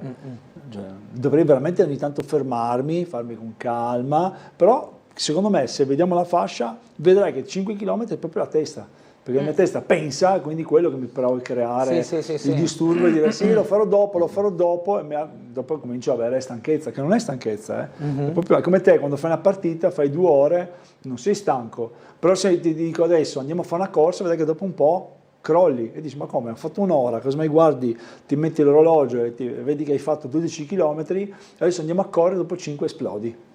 Com'è sta storia? Come Sì, certo. Perché mentalmente lì sei distratto, perché gli amici, passa la palla, tira, magari anzi non ti concentri e lì hai fatto anche scatti, perché quei scatti sono ancora più consumi, no? Mentre quando vai a correre, che sei tranquillo... Ma sono due attività completamente... come recupero del fiato, come il riposo, è tutto diverso. Cioè, ho amici che dicono vado a farmi la corsa così quando vengo a calcio sono meglio. No, non cambia niente. Ti puoi fare la corsa quanto vuoi, avrai il muscolo che è più preparato a essere riscaldato prima, ma la gestione del tempo di riposo fra uno scatto e l'altro non te la dà la corsa continua, perché in corsa continua non ti riposi, vai da A a B, ti fermi, poi torni indietro oppure finisci, prendi la macchina e vai via. Negli sport come il basket, come il calcio, la pallamano, tutti questi diciamo di alta intensità, l'allenamento da fare è tutto altro, non è prendere e correre per 5 km, lì puoi fare un po' di fiato, però non è il cielo, meglio muoversi che star fermi, ma non è quello l'allenamento per giocare a calcio, a basket, queste cose qua. Pallavolo, tutto quello che ha intensità, alta intensità e brevi momenti di recupero, devi fare un allenamento di quel tipo, scatti, fartlet, tutto se tu pensi che lei fa 166, poi vai prima allenarti devo o dopo? Dipende, oggi farò prima il push up e poi forse questo pomeriggio tardo vado ad allenarmi. Ma vai ogni giorno poi? Ad allenarmi? Sì, no, sì, adesso rispetto all'inizio dell'anno andavo 4 volte. Dicevi, facevi 4, ora fai 3. Sì, più corro anche. Un'altra domanda volevo farti. Dopo i push-up, hai un modo tuo per recuperare? Cioè, senti la necessità di mangiare, di bere, anche di fare magari un bagno caldo se magari siamo d'inverno? Cioè, c'è qualcosa che ti aiuta a trovare il sollievo dopo lo sforzo? Sicuramente bere, perché mi succede che man mano faccio i push-up, sento proprio la gola secca e in più ogni tanto io perdo proprio la voce, quindi ci sono state alla fine dei push-up, no? Io di solito la mia parte finale è che finisco i push-up, vado verso la telecamera e dico ci vediamo domani con tot push-up, però a volte non mi usciva la voce, proprio ci vediamo domani. Metti sottotitoli. Però sì, sicuro mi si asciuga la bocca, quindi bere assolutamente. Poi ogni tanto anche in palestra cerco di fare degli esercizi di stretching, in più magari uso anche una pallina per magari togliermi e alleviarmi i dolori, esatto, però anche tanta fisioterapia dovrei fare, cioè ho degli appuntamenti, vuol dire perché vorrei avere dei massaggi ogni giorno, però economicamente no, devi cominciare a chiamare studia per massaggiatore. No, in realtà io ho chiesto un giorno di farmi un massaggio ma non è capace. I suoi massaggi sono 2 dita, 3 dita, ok. Tipo. Senti, ma dato che ti chiedo, dato che adesso in questo periodo c'è quell'allenamento, quello che vanno a fare l'Irox, ecco, lo faresti? Adesso, vabbè ragazzi. Sei uomo allora, spiegali, c'è tutta una corsa e devi fare un tempo di media, un tempo 1 ora e 20, 25, diciamo dovresti farlo se sei quasi normale, poi sono quelli preparatissimi che fanno sotto l'ora.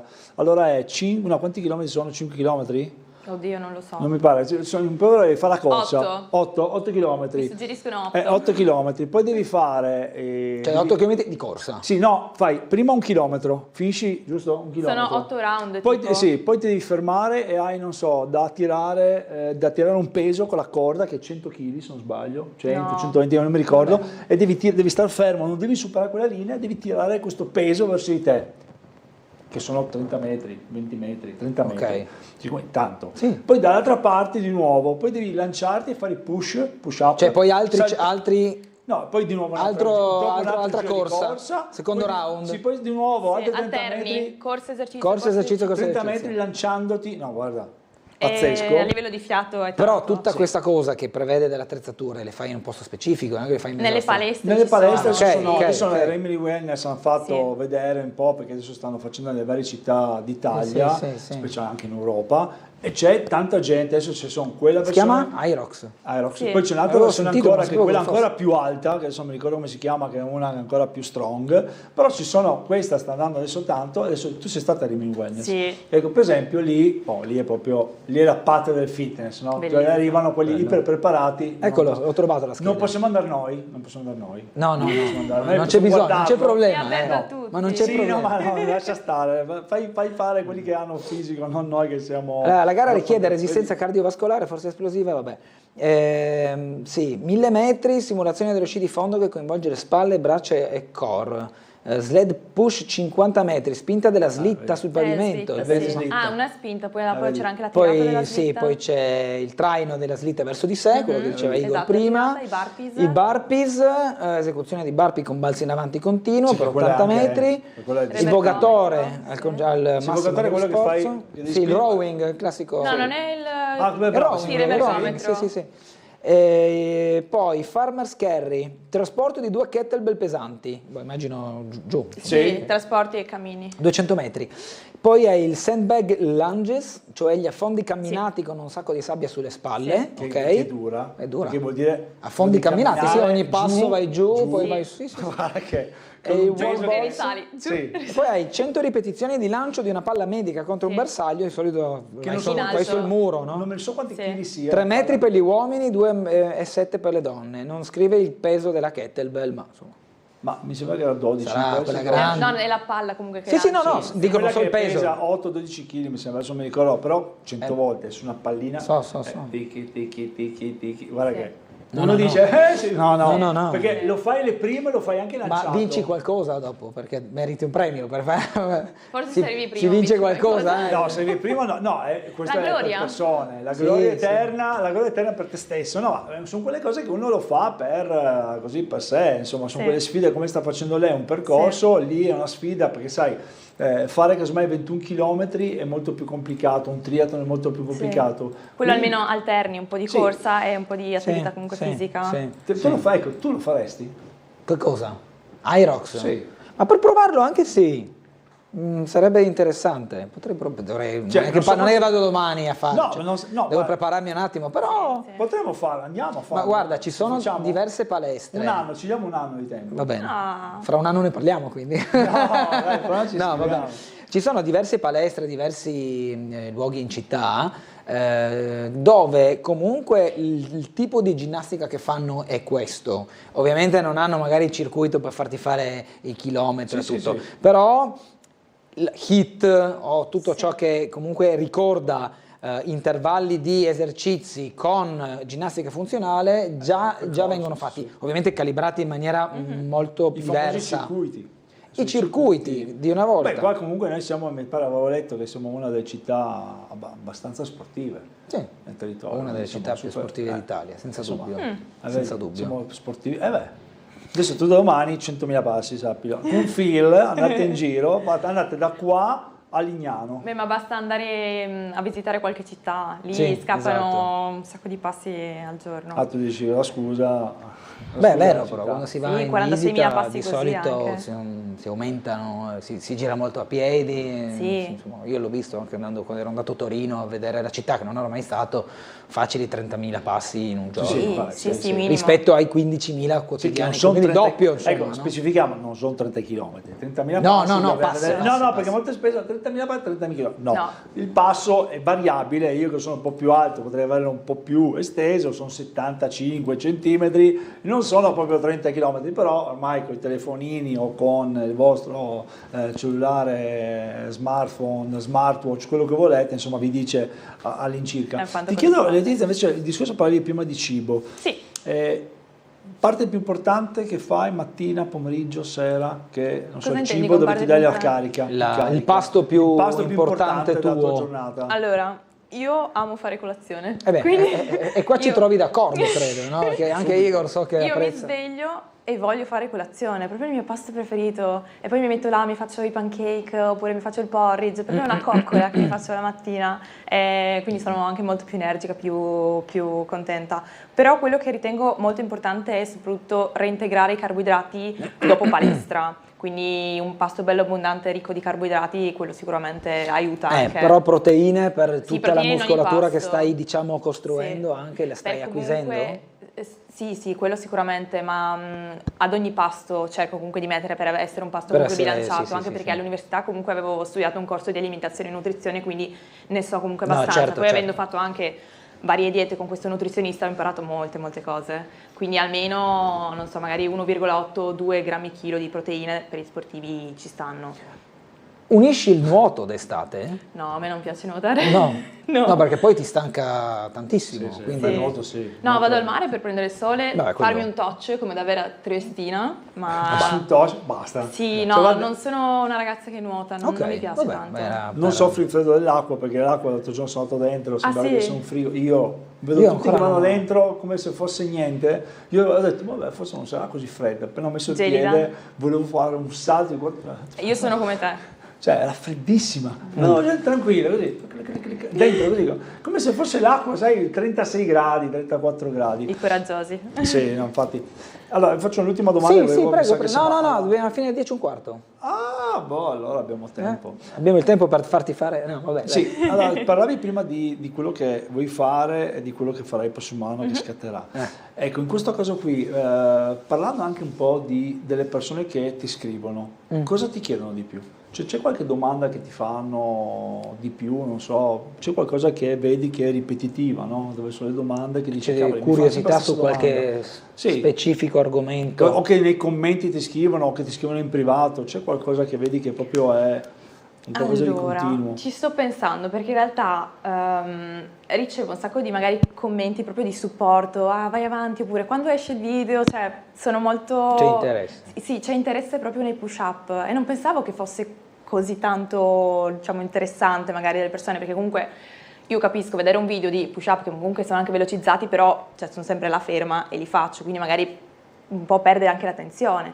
Però invece ci sono tanti proprio che mi scrivono, ma il video li hai fatti oggi? Dove li hai fatti? Dove li farai? Come sta andando? Come ti senti? Proprio mi chiedono un po' i feedback su come sto, cosa vedo di diverso rispetto all'inizio dell'anno, quindi queste sono principalmente le domande. Poi tante anche persone mi fanno i complimenti o mi proprio dicono hai un bellissimo sorriso, cose così, sono carini. Ok.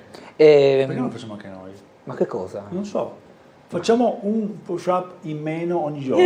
Perfetto. Abbiamo già Al vinto. contrario, Ogni giorno, tieni a terra. ogni giorno uno in meno, quindi esatto, ogni giorno uno in meno. Allora, quindi dobbiamo partire. Facciamo la tartaruga. Partiamo dal contrario, facciamo La dal tartaruga. 365 oggi, domani prima ritroso, no? Esatto, facciamo così, una così contraria, una tartaruga. No, ma però oggi se pensi veramente la comunicazione è anche questa, no? Perché si comunica molto spesso, se vai nei social, anche in Europa ci sono vari personaggi, anche Giki Koi aveva preso ispirazione da un altro ragazzo Sì, che fa trazioni, ha iniziato questa sfida facendo le trazioni. La sua idea era quella che alla fine voleva fare questa mega festa dove questo ragazzo che aveva fatto, non so, spagnolo mi sembra che era, ha fatto questo evento finale ed era non so quanta gente, tantissime persone che l'hanno seguito in tutto questo percorso. Non era come lui, era dei numeri forse un po' minori, però grande.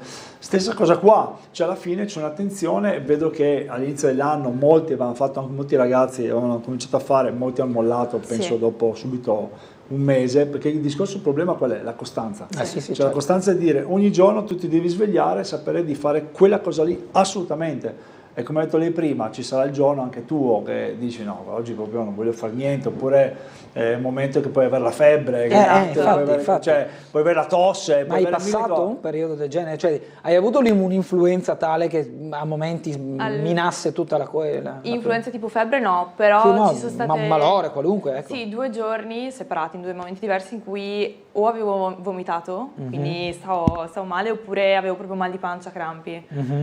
Ce l'hai fatta lo stesso? Vedi, cioè, alla fine mentalmente devi fare una costanza. Sì.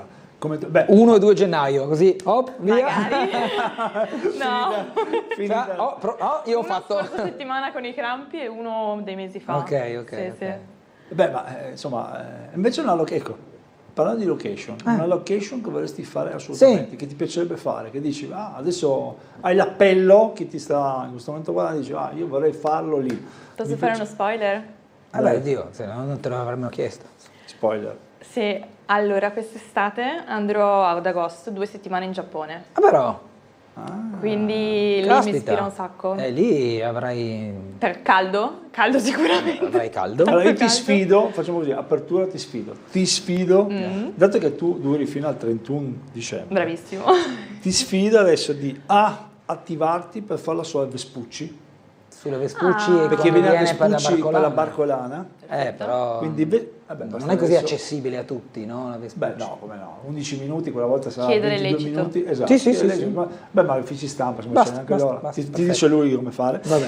Allora, quindi abbiamo Vespucci, che potrebbe essere una... Me lo scrivi? Devo scrivere? Scrivi Vespucci, scrivi Vespucci, così ci segniamo Vespucci. Quindi Barcolana, durante la Barcolana potrebbe essere Vespucci. Quindi saremo a ottobre, saranno tanti. Quindi insomma, tanto, già 200. Però almeno il caldo sarà passato. In teoria. Io l'anno scorso eravamo in maniche corte. Beh, sempre 26. Vabbè, Sì, Vespucci? Vespucci e poi un altro posto dove potrebbe essere Comune a Trieste, sulla piazza. Cioè o in piazza, Piazza Unità è facile, Piazza Unità ma ho il comune fatto. sul terrazzino lì dove c'è di sotto Sul terrazzino comune lì. che c'è tutto Non il fuori. panorama. Vabbè. Non è che dovete chiedere a me. Vabbè, no, ma perché tu Stavo ragionando noi sugli andremo spazi. noi da sotto faremo così, brava, poi finito. Nel senso, noi giusto appariamo, facciamo brava. Beh, ma potete mettervi in gioco e farne 5 con me. Sì, 5 ne 5 facciamo. sì. C'è un altro posto che ti viene in mente, qualcosa in particolare? Stavo pensando. Anzi, facciamo così. Dici tu dove, a memoria ovviamente, non devi essere schematica, dove già a Trieste hai fatto il push. Abbiamo visto Cavana, Piazza Ortis, ho visto. Fatto Piazza Miramare nel Piazza della giardino. Borsa, il giardino Miramare. Sì, Barcola, sia in Pineta che Topolini. Poi ho fatto comunque in varie anche location tipo bar o ristoranti. Sì, no, bomba, insomma. Poi Piazza Unità, Piazza della Borsa, dove altro? In Viale, dentro Giulia, Radio.0. San Giovanni, Radio.0. poi dove altro? Beh, molti immagino li fate a casa comunque. In realtà cerco di non farne troppi, No? forse 2 o 3 volte li ho fatti a solo? casa. Sì, cerco di evitare. sono O quando pochi, però. diluviava. Gli ho detto di andare al faro. Fino a Gli ho giugno. detto di andare Ah, al è vero. faretto, quello che davanti la... Faro della Vittoria? No, quello più piccolo in centro, come si chiama? Del Pedocin? Sì, lì del Pedocin c'è il faro. il Molo Fratelli Bandiera? Sì, anche. Me lo sono sognato. Beh, al Pedocin potresti farli. Sono andata proprio Però sono i sassi, qualche quindi giorno fa, devi trovarti un... però ero col mio ragazzo e non poteva ci entrare. facevano entrare dalla stessa parte. Certo, vero, e quindi vero. devo andare con un'amica. È vero, infatti. Posso andare solo dal lato per forza, femmina. per forza. Beh, Poi Pedocin va fatto. altri posti che si può, tu che sei Beh, un esperto. comunque- Beh, il passeggio chi ci Sant'Andrea ascolta- comunque è una zona bella dove Esatto. immagino puoi fare. Potrei o farlo se anche non l'hai là. già fatto. Napoleonica? Anche? Vero, anche là, sì. Vedi, Montegrisa. No, Montegrisa l'ha già fatto. fatto. Ah, bene, vedi. Sì. E in più possiamo fare un appello a chi ci ascolta, perché che no? possono scrivermi e possono darmi delle idee, ovviamente. Sì, certo. Che poi tra l'altro mi scrivono anche da varie parti d'Italia e mi dicono quando vieni a Roma, quando vieni a Milano, E quando dove vieni... devono contattarti però, diciamolo. Perché E su altrimenti- Instagram in direct, quindi in chat, e il mio profilo è Letizia_Milokanovic con la K.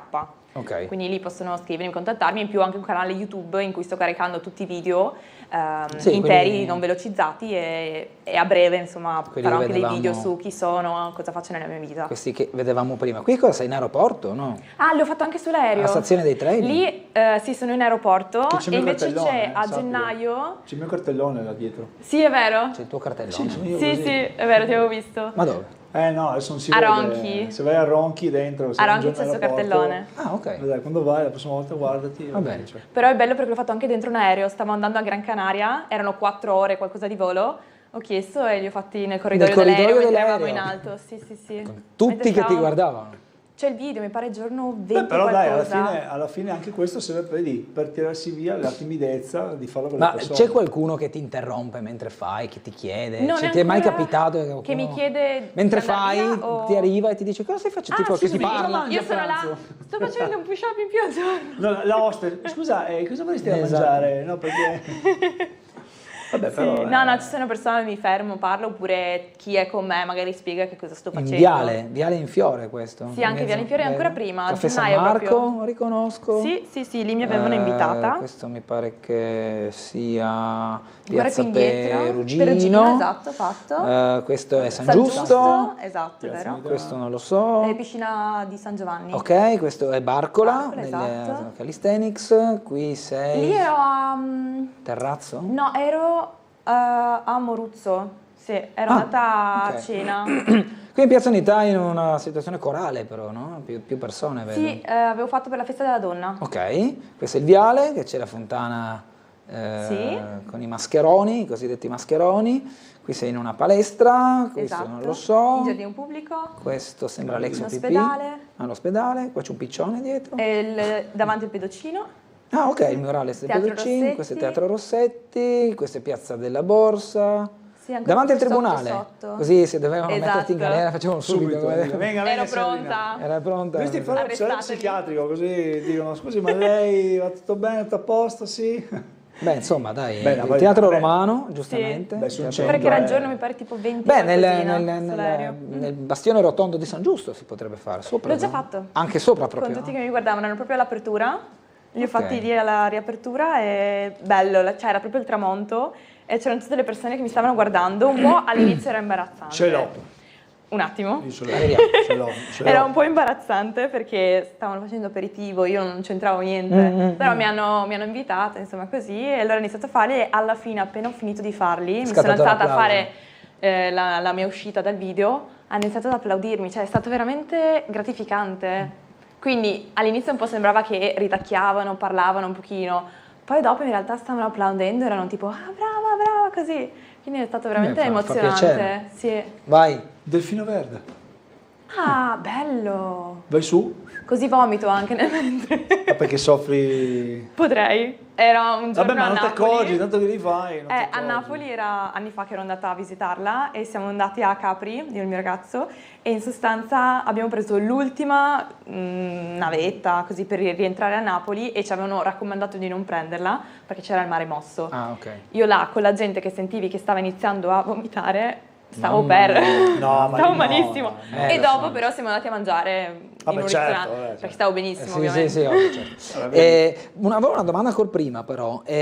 La sfida dei push-up nasce dal fatto che ti sentivi forte nei push-up oppure l'hai scelta un po' a caso? Cioè, magari uno dice faccio piegamenti sulle gambe, magari faccio Tipo le flessioni. o le trazioni di cui si parlava prima. Cioè, ti sentivi forte su quello e per questo hai fatto oppure è stata una scelta dettata dalla semplicità di esecuzione che magari ti permette di essere ovunque poterli fare? Allora, un po' entrambe le cose che hai detto sono corrette, nel senso che i push-up comunque a livello di location puoi farle ovunque. Esatto. No, mi serve una palestra con un bilanciere, non mi servono determinate cose, posso mettermi per strada e li faccio.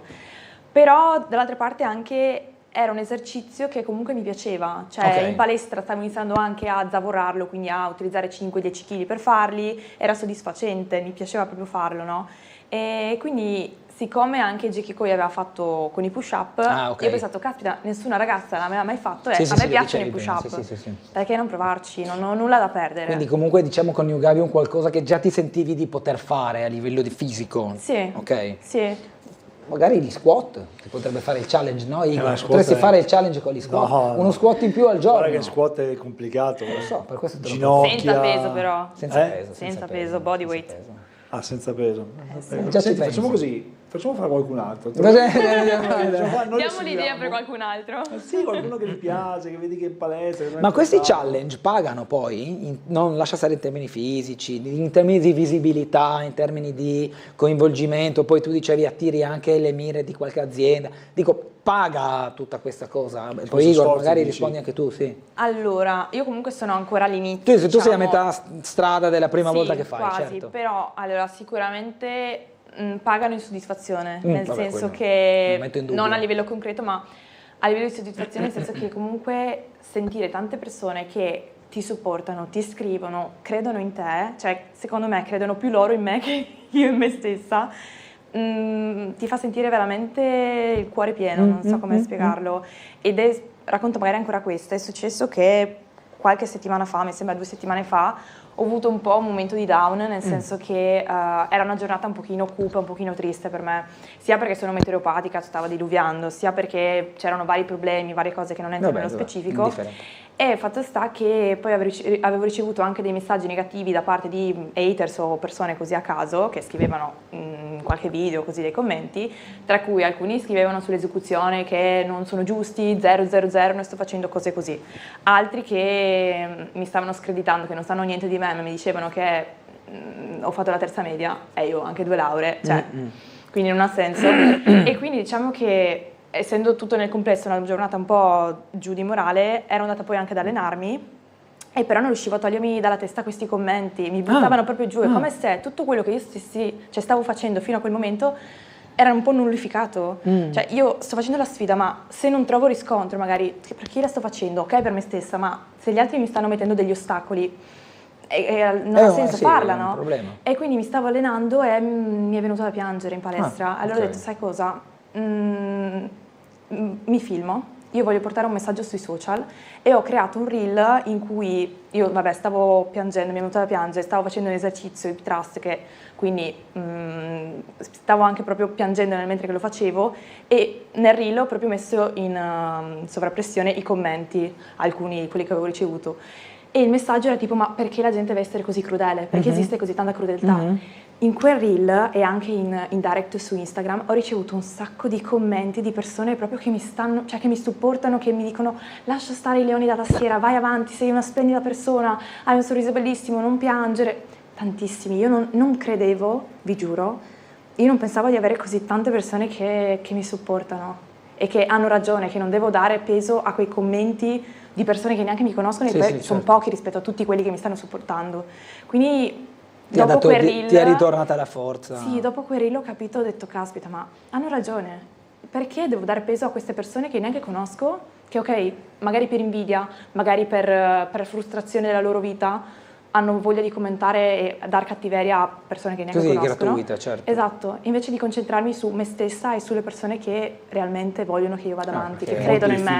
Molto difficile. No, è molto difficile perché, sai, quando una persona parte da sola, che incontra per una squadra, se tu hai una squadra, hai uno che ti segue, come i cantanti, come tutti i personaggi famosi, sono filtrato, è tutto filtrato. Poi logico che tu prendi il giornale, più visibilità hai, però il peso è questo: più visibilità hai, più devi renderti conto che ci sarà più facile essere toccato o comunque che in qualche modo ti bersagliato. È anche vero che se uno viene preparato prima non sente questo peso, cioè dice: ok, sì, va bene, mi stanno attaccando, ma più di lì non vai, no? Esatto. Questo è un po' il discorso che quando uno fa un percorso, se una persona si sente attaccata e non riesce a rispondere, proprio perché non hai la struttura ancora dietro, perché lei comunque fa sola. Un conto invece avere un'agenzia, un'azienda, qualcuno che ti dice: ok, adesso facciamo così, quindi già loro ti dicono no, non guardare, non fare. Hai un supporto, certo. Sì, però è anche vero che da questa parte lei cosa fa? Se dopo mette dentro di sé, mette sui social, vede che non è così come le persone ti mostrano, è come tutte le cose, no? Cioè uno ti può dare contro e dire: ma sono tutti che mi stanno dando contro, e poi vedi invece la community che ti dice: no, non è così, noi ci siamo. Logico che non sono amici, non sono persone, ma sono persone che non hanno nulla da perdere, che sono lì, che casomai ti stanno seguendo e dicono, perché nel mondo ci sono, è come una bilancia. C'è il cattivo, quello che gli piace fare cattiveria gratuita, e il buono. Però il buono, ne abbiamo tanti purtroppo, sono più in silenzio i buoni, sono come tutte le cose, ma è come le notizie, è come lo vediamo, no? Tante volte vediamo in bus, c'è quello che urla, quello che spinge, e c'è la persona buona che invece si sposta. Purtroppo siamo in una società così, ma non è che è cambiato niente, non è che è fatto oggi, è sempre stato così. Ma anche solo più che facile oggi commentare e criticare qualcosa, o oggi anche vedere il lato negativo. Ah, è una brutta giornata. Non è che vedi le cose belle, vedi sempre la cosa negativa. Deve partire? Dobbiamo chiudere. Tu vuoi partire in diretta o vuoi fare tutto fuori onda? Ti devi Posso filmare? Farne qualcuno? Se Dai, abbiamo pochi secondi. Mettiti là sotto, messo nascosto. Sì, conviene che tiri via il microfono. Interpretiamo noi per te. Vediamo se l'inquadratura ci aiuta. Pronti? C'è? Mi sposto anch'io. Fai una cosa, fai un passo più alla tua sinistra. Alla mia sinistra? Esatto, e un passo indietro. Esatto, così sei meglio inquadrata. Letizia comincia il suo challenge dallo studio di Tele 4. E noi invece ce lo vediamo e ci vediamo alla prossima puntata. Noi Igor ci vediamo alla prossima puntata. Qui ci sono i primi... Vedo che sta bene, vedi, adesso non è microfonata, ma partita in piena. Fai tranquillo. Ma fermati a 10 così dopo teniamo il conto, teniamo il conto. Va bene. Grazie Letizia, grazie a Igor da Milano, grazie anche al backstage che ci sta aiutando con le informazioni, il nostro Phil. Grazie a tutti per averci seguiti, noi ci vediamo mercoledì mattina con Sveglia Trieste, arrivederci.